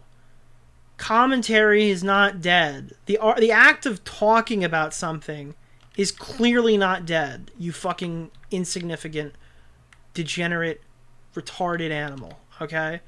That's not what anybody's fucking arguing. Nobody said the act of talking about things is dead, you fucking idiot, okay? People say the commentary community is dead. Because, like, the oldest active commentary community YouTube channel who used to engage with the commentary community and make fucking videos is Keemstar and, like, Willie Mac Show. Everybody else makes fucking movie reviews now. Fucking, we came in 2019 and, like, the commentary community didn't grow. It just became us because everybody else left. That was what the commentary community was, alright? That shit's not around anymore. Nobody does that shit anymore. Nobody does the I'm Alex, Wild Spartans, Kavos, fucking the back and forth. That doesn't happen anymore. That's not a community. These guys don't have millions of subs. They don't have hundreds of thousands of subs. This is us. This is all that's left, alright? Guys like Optimus cover like fucking World War III now, okay? Fucking John Scarce is covering Twitch news. He's not covering interpersonal community drama anymore. Because the interpersonal community drama used to sell the fucking demographic. You used to be able to make videos on the interpersonal community drama, and that shit would be like a percentage of people's revenue for the year. It was like interpersonal community drama. Now the interpersonal community drama is like the trials of Jalen and Smaggle Daggle, and nobody gives a flying fuck about any of that stuff. You can't make a video that will get views off that topic. It just won't happen, alright? The commentary community is fucking dead. It is 100% unequivocally fucking dead. Does that mean that commentary is dead? Does that mean there's no option to make commentary anymore? No. That just means that the streams that like that just means the content from 2016 is never coming back. Leafy's never coming back. Keemstar is never going to be on top again. Fucking, at least from the commentary community. He might adapt and do something else for all I know. But it's never going to be like...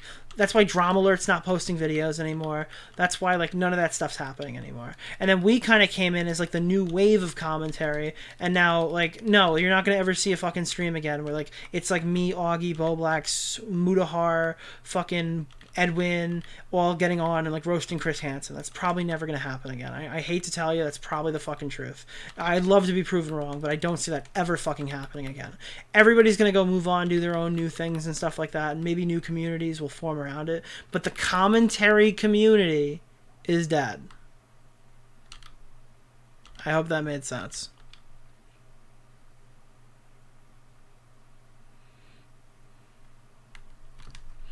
And we weren't even ever the commentary community to begin with.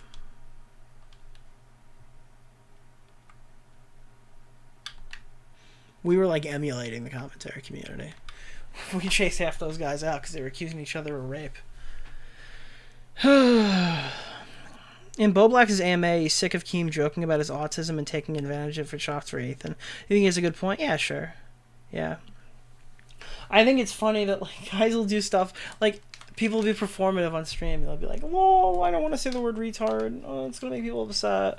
And then they'll just sit there quietly. Well, I mean, on their own stream or whatever, and be where the people are just like, "God, Boblax is so fucking. Everyone knows. They would always know that you can't fucking wipe your own ass without fucking medical attention and help. You fucking retard or whatever." Like, I don't know, dude. I think bullying goes every way, and I don't think Boblax has the right to say that he's being bullied too much, and I think that tweet was kind of cringe, but like, it's so weird when people will like make fun of Boblax for being autistic in one day, and then the next day it's like, autistic creator can't help himself when Ethan Klein takes advantage of his good nature to try to one-up on Keemstar. You know? It's kind of cringe. It's kind of cringe. I think it's kind of cringe. Like, if you're just going to be a dick to Boblax, be a dick to Boblax. But then you don't get to, like, use his disability to your advantage or whatever and try to, like, own somebody. And I think, like, to a certain extent, like, it's self-aware. I don't think Keem is, like, going out of his way to try to convince anybody he really gives a fuck about Boblax's autism. I think the intent was, like, Ethan's community cancels everybody. So when they use this, they'll have to cancel Ethan. And that's just like stupid. I don't know. It's not how it works. I don't think he gets it. Any news on SFTP? I don't know what you'd be looking for from me. We did a fun stream the other night for Christmas that I went on over there and had a good time. We talked about the truce. We talked about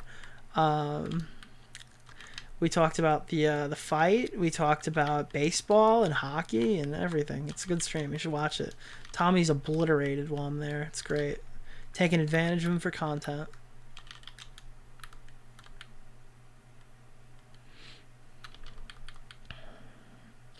Let's be real. Anyone who follows the commentary, people is autistic. Boblax isn't special.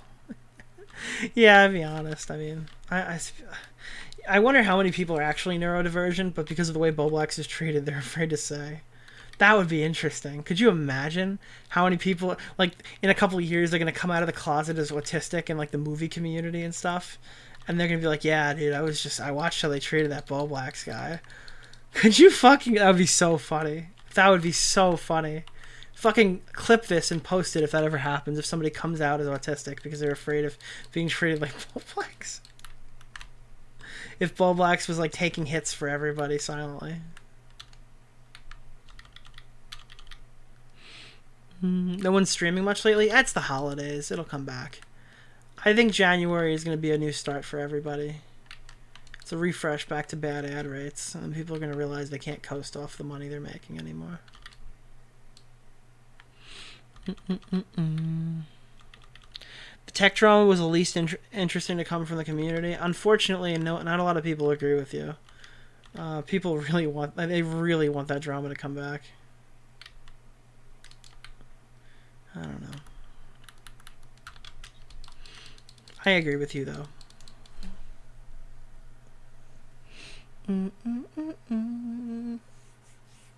Are you going to call into Medicare's stream? No. Why would I call into Medicare's stream? I've never spoken to Medicare before. Is he doing a stream? I've always wanted to talk to Jim, but I don't really have anything interesting to say to him. I don't know. It's one of those guys. I've been a big fan of him for a long time or whatever. It's kind of sad to see him retiring in such a bad way or whatever. If I had the opportunity to talk to him, I probably would, but I don't know what we'd talk about.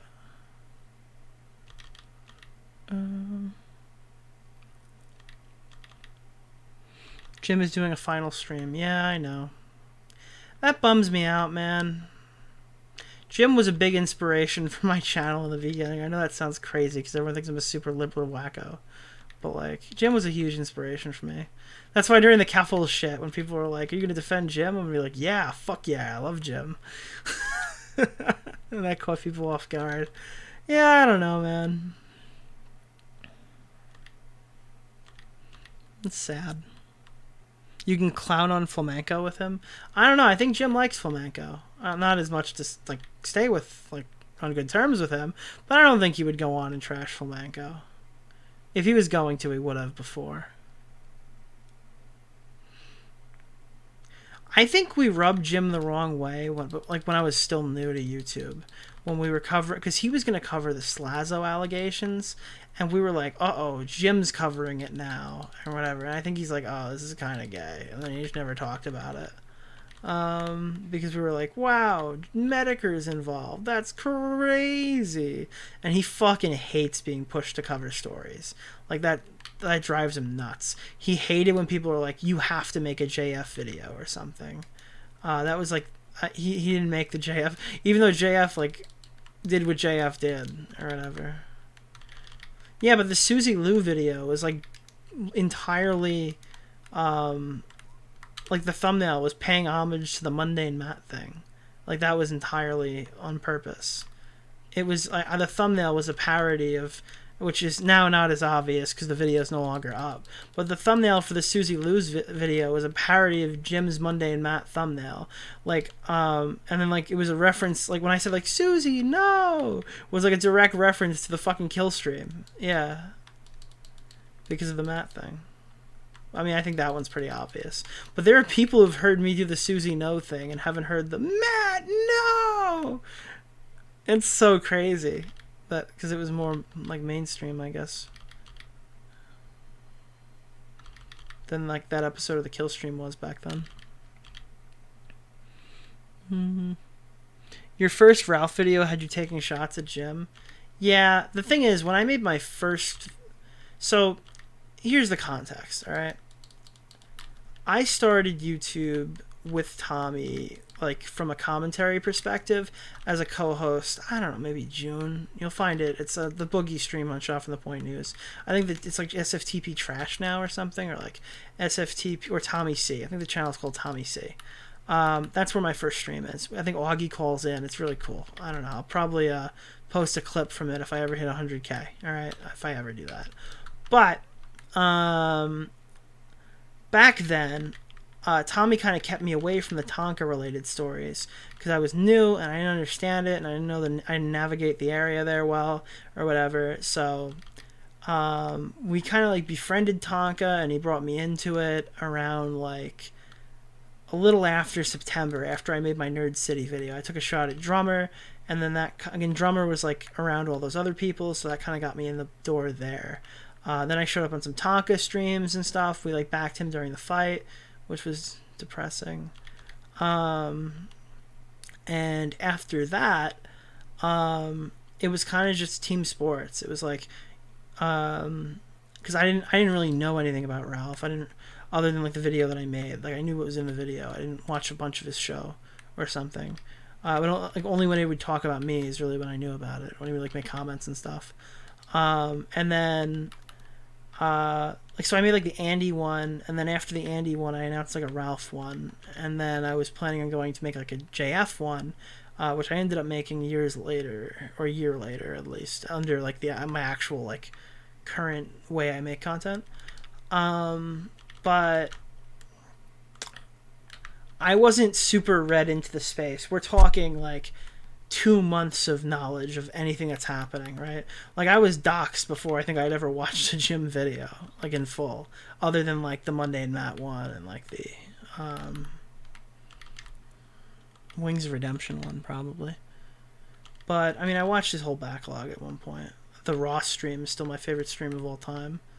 And then like all through 2019 I was like a huge fucking Jim fan once I like kind of followed up with his content and stuff. I didn't really start watching like Destiny and debate content until maybe January of 2021 is when I really started watching that stuff. And that kind of got me in the door on that stuff, because that was when I was researching the Vosh video, and that's when I kind of found Destiny. Like, I had talked to Destiny, like it's the same way, right? Like I had talked to Destiny. I was completely rude to him when I met him in 2020 because I didn't know who he was. that's why I didn't know that I thought he was cool. I didn't know him. I don't think I was ever in the pipeline.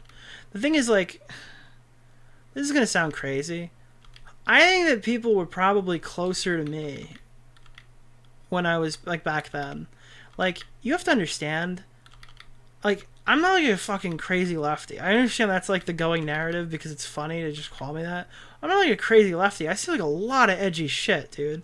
I have, like, a lot of positions that are kind of yikesy for those people. But I'm also not, like, a fucking far-right... I also don't hate trans people. Or fucking hate gay people or stuff, or I mean, like, socially I'm pretty left in that regard in terms of like individual rights and like sex and stuff like that. Sure, yeah, but like when I joined Shop from the Point, Tommy was like a libertarian. Maybe he's like I think he's like a conservative now, but he was like a libertarian back then. He's like, listen, I don't care what you do with your body or whatever, as long as it doesn't hurt anybody. And that was like his position. And he had like Tobes on, who became like a fucking socialist, who obviously wasn't at first, but like there was a very diverse cast over there and stuff. And I legitimately think in like the 2020 election, everybody like shifted, and I feel like I stayed the same. Maybe a few things are different. I don't know. I think I made more helicopter jokes back then and stuff. But I credit that more to like me meeting a trans person in real life for the first time, as opposed to like me watching a streamer say that's bad and adopting that as a personality. All right. I think that was like when I can humanize people and then see that they're not like figments created on a Discord server. Because, like, listen, dude, I can understand why you'd be like, why you'd have certain opinions if the only trans people you've ever interacted with are, like, Discord, Twitter, like, psychotic people, all right? I can understand why you'd have, like, the wrong idea if, like, psychotic Twitter fucking lefties are the only interaction you've had with, like, anybody who's left of right or fucking trans or something. I could understand that. But, like, I don't know. I think that like I'm just in a much further right-wing space. I shouldn't say further right, because again, further right online means fucking neo-Nazi, and that's not what I'm trying to say. But like, I don't know, I use like real world terms. Like, I don't know. I don't know. I'm in a farther right spot, and I look more left by association, I guess. I don't know. Like, I've always been like a capitalist. I've always like shit on socialism and stuff like that. So economically, I probably lean pretty right. I don't know. Yeah, Nick is too dismissive and optics cocked. That's like a psyop. Like, you've been told this. We just compared scams to rape like 20 minutes ago. And I was telling you why it's okay to insult the victim. Like, you understand? Like, it's so stupid, bro. Oh, God. But I mean, it doesn't matter. The Ginger Heat video is fire. Dude, people got mad at that. They didn't realize it was a parody of the Leafy video. They're like, wow, dude, he's flexing his follow from fucking... What's her name? Like, it was just totally like a meme. But like, after people realized what I was parodying, they're like, oh, okay, this is kind of funny. But at first, everyone was like, you're fucking like egomaniac mode.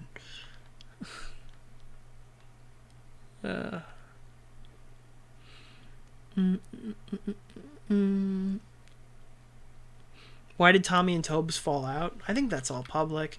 I guess, like, I literally think it was over politics. I'm pretty sure Tobes was like, you can't say that about XYZ. And then Tommy's like, oh yeah, I definitely can. And then I think Tobes went too far by leaking DMs from Tommy saying, like, I can't support this. Or leaked a message or something from the news chat, or something that he wasn't, or like attacked him personally.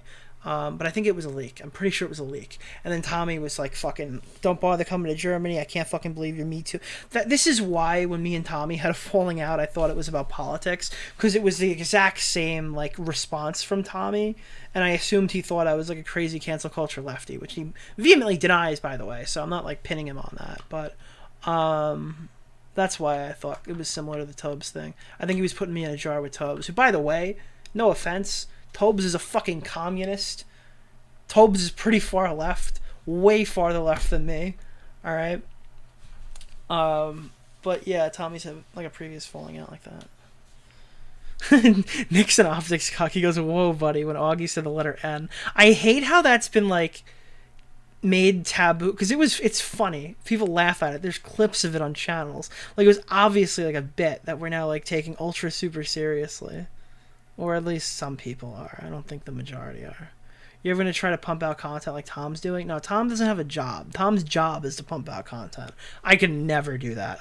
There's not enough Adderall in the world for me to be able to do what he did on Tom Dark. And then, like, Tom's got, like, a team of people that make his content with him now. I don't have access to any of that shit.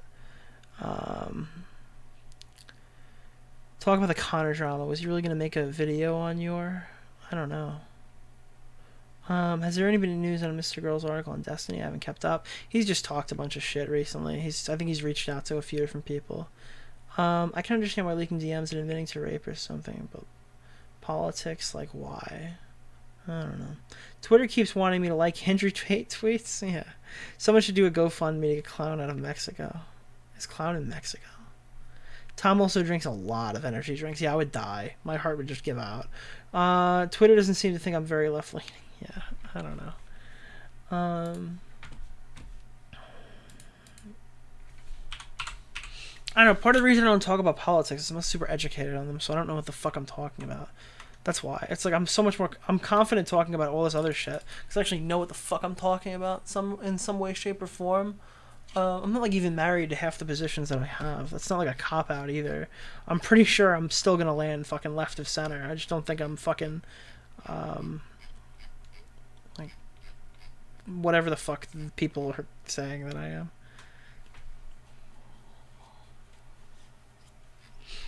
I don't know. Real victims are the ones we made along the way. That fucking Smash tweet was funny. I like how every Smash related thing I just imply the whole fucking community is like pedos now. New Jersey Trash Boy just gifted a sub to Blueberry Cringe. Thank you so much. Appreciate it.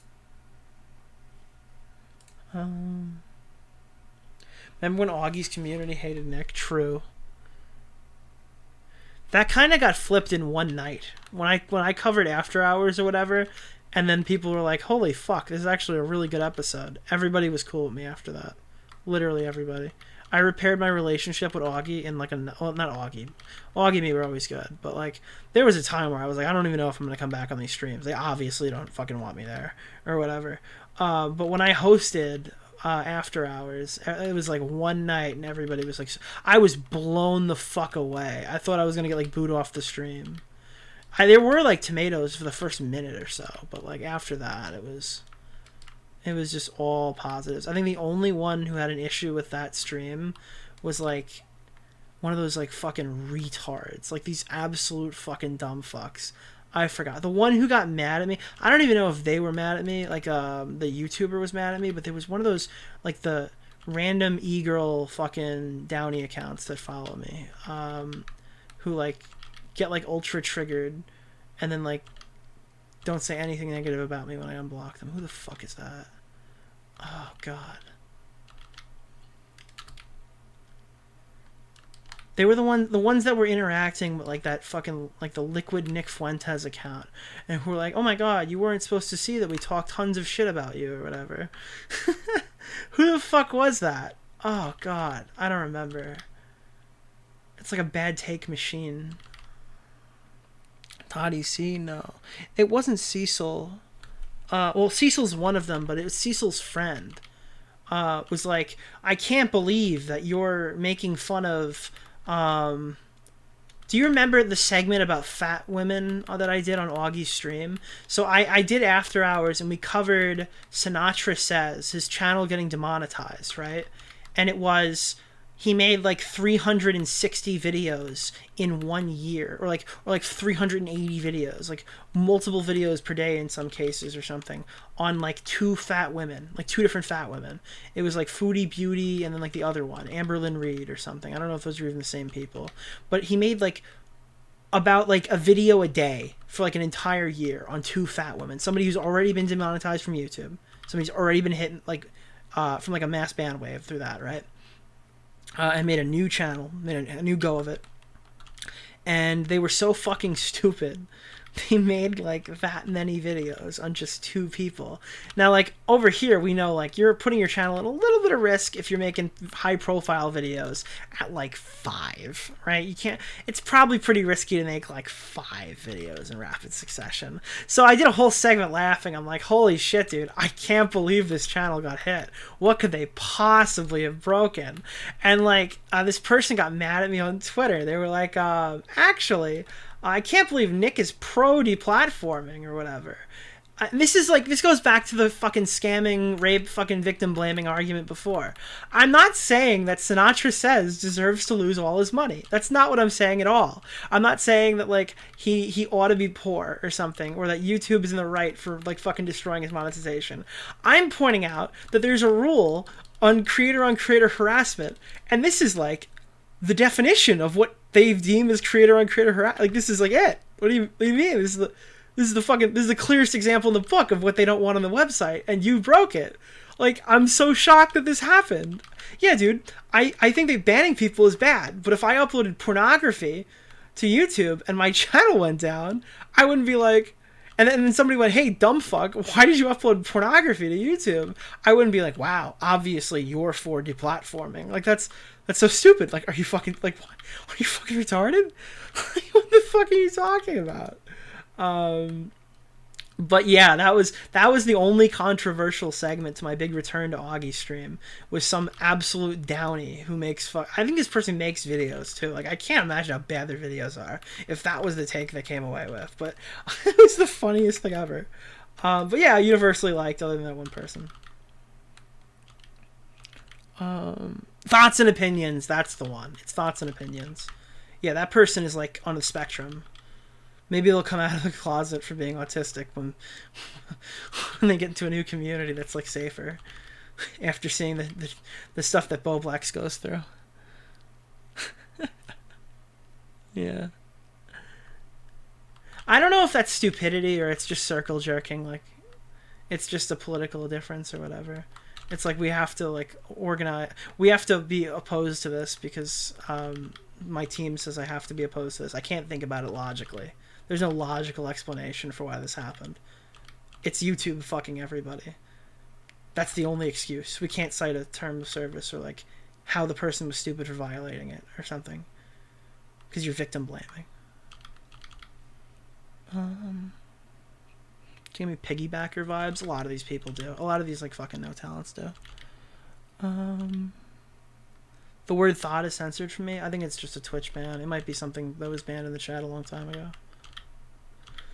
I have like little to no I don't really have anything to do with that because for the most part somebody will say a word and one of my mods will either unban or ban the term on the spot. I haven't gone through and like made a list of words you're not allowed to say. And wait, that's not even true. You said the word thought is censored for me and I just got it. I'm reading it from the chat. It can't be censored. Did you buy her back to school tipster merch? Doesn't he sell like a backpack? It's so stupid. Are you ready for Lav's return to Twitch poll? Holy fuck, dude. It's so funny because like all she had to do was not talk for a little while and people probably would have forgot it, but she's so stupid she keeps talking about it. Or saying more retarded shit so people keep dunking on her.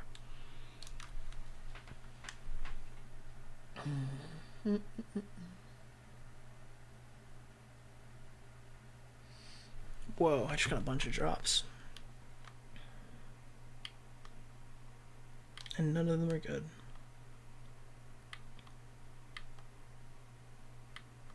Oh, was any of those powerful?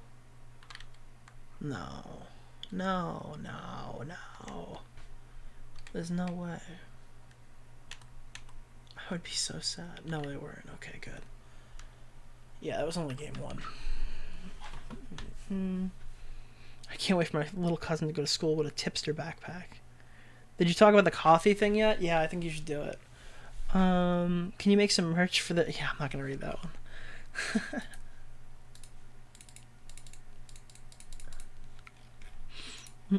one. Multiple shots fired at a Walmart supercenter. Crazy.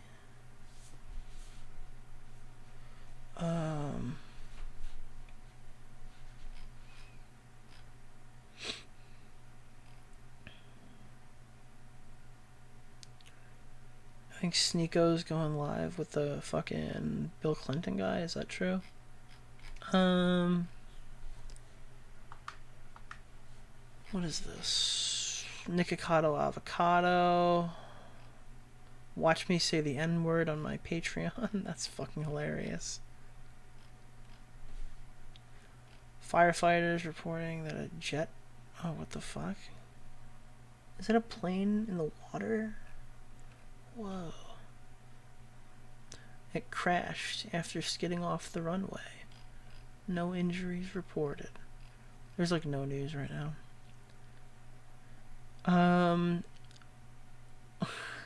Wait. Oh my god.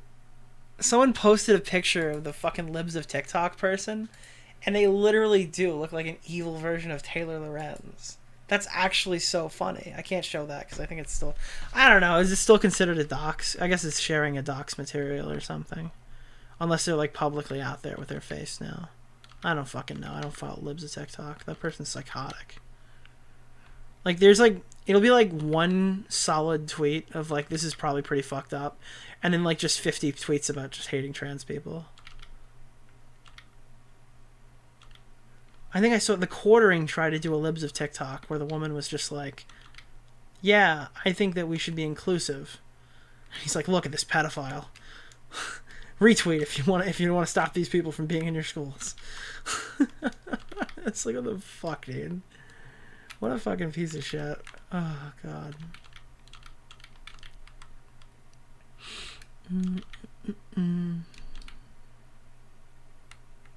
You just know if there was an account that was called like fucking conservatives of Twitter or something that just like fucking dox the shit out of random conservative accounts and stuff, that would just be just the worst. People would just like people would be like marching in the streets to get that account banned.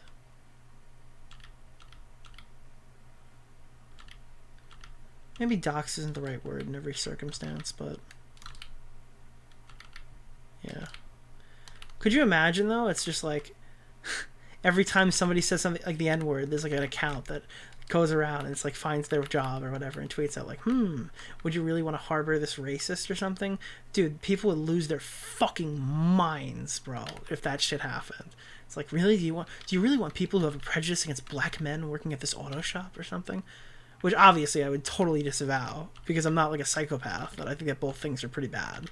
But and that, like, that's just bad in general to do that. But that would be like front page news. Elon would ban that tweet in that account would be down in 30 seconds. There's a Chuds of TikTok account, but they don't do anything unhinged. Yeah, I can imagine. It wouldn't literally be like of TikTok or whatever, but like, you know how I know this? Because they called fucking Kraut's server a doxing server. And I don't think there was any evidence that any doxing took place in that server. It was just a group of like of him fucking going around and like getting information related to like things people were saying, to my knowledge. All right, I don't know, I might be wrong on that one, but to my knowledge there was never any dox material dug up in Kraut's server, and everybody like threw their hands up and cried because there's a fucking doxing server. There's a doxing server that's doxing all these people and stuff like that. I don't even think that was ever proven. Do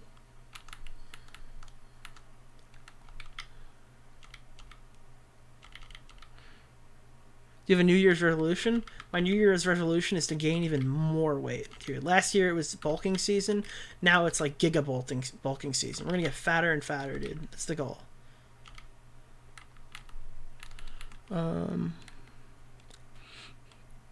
Someone should make a commentary game theory channel where we just spread lies about Dude, I always wanted to, like, if I ever was like fully ready to quit, I would just want to come back and just make a bunch of shit up, dude. Just straight up, just fucking make shit up. I think that would be funny as hell. If I just come back and I just drop like 6 videos at a time of just fucking completely fake information. That would be so funny. If I was ever like, I'm done on YouTube, I don't care how this goes, I would just do that. That would be fucking hilarious.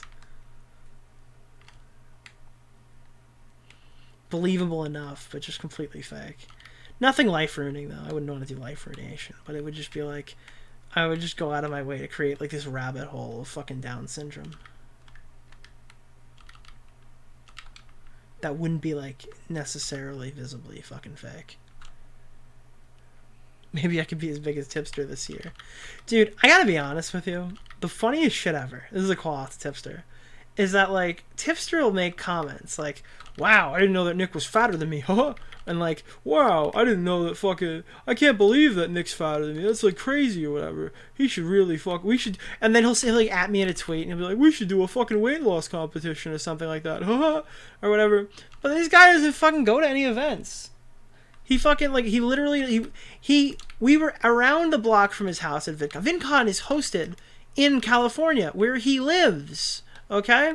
This guy bitched out of going to the Deaf Noodles event. This guy refuses to show up IRL to fucking anything. So, I don't know, buddy. I don't know. I had to be fat in public. Why doesn't Tipster have to be fat in public? Pretty cringy, if I do say so myself.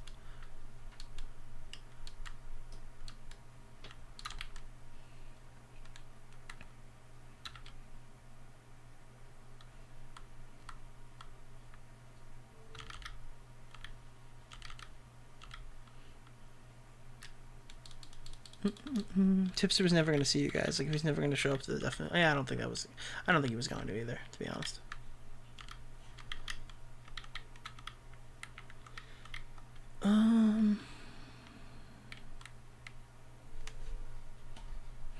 Let's see. Tipster Bridge Burn. Yeah, that was the last straw. Tipster can't use the block button IRL. Oh, Tipster is funny. Tipster's a funny guy. That recent drama was really dumb. That was probably one of his lower moments. That was bad drama. The Colton stuff was really bad. From like the screenshot that I posted on Twitter. That's about all I know about it. Colton was asking me to like, talk about it. I basically said no. Or I just ignored him. But like, the stuff that I saw on Twitter was pretty bad. He earned that coverage, I guess. I just don't care.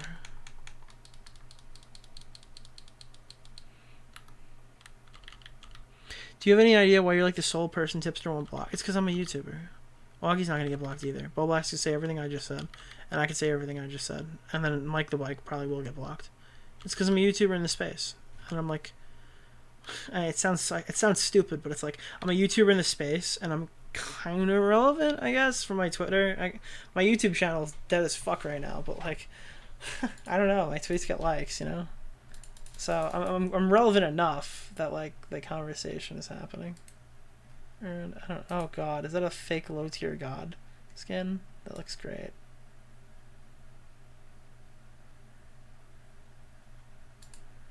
That's why though. It's just I don't think he would want to burn the bridge with me. I've said meaner shit too. He reached out to me about the girl. Who's the fucking girl? AP. He's like, don't talk about her, and I was just like, no, I'm gonna bully her. I don't give a fuck. I mean, any one of you guys, he would have blocked.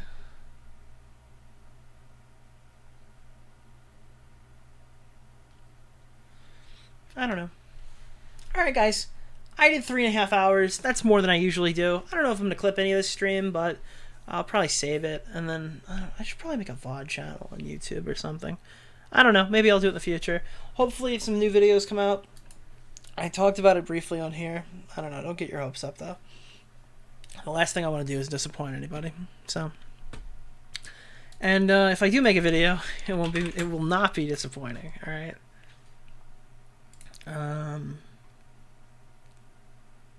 Let me see. What are we gonna play out on tonight, folks?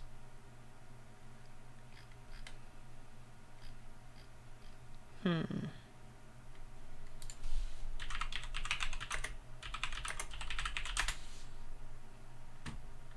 you go.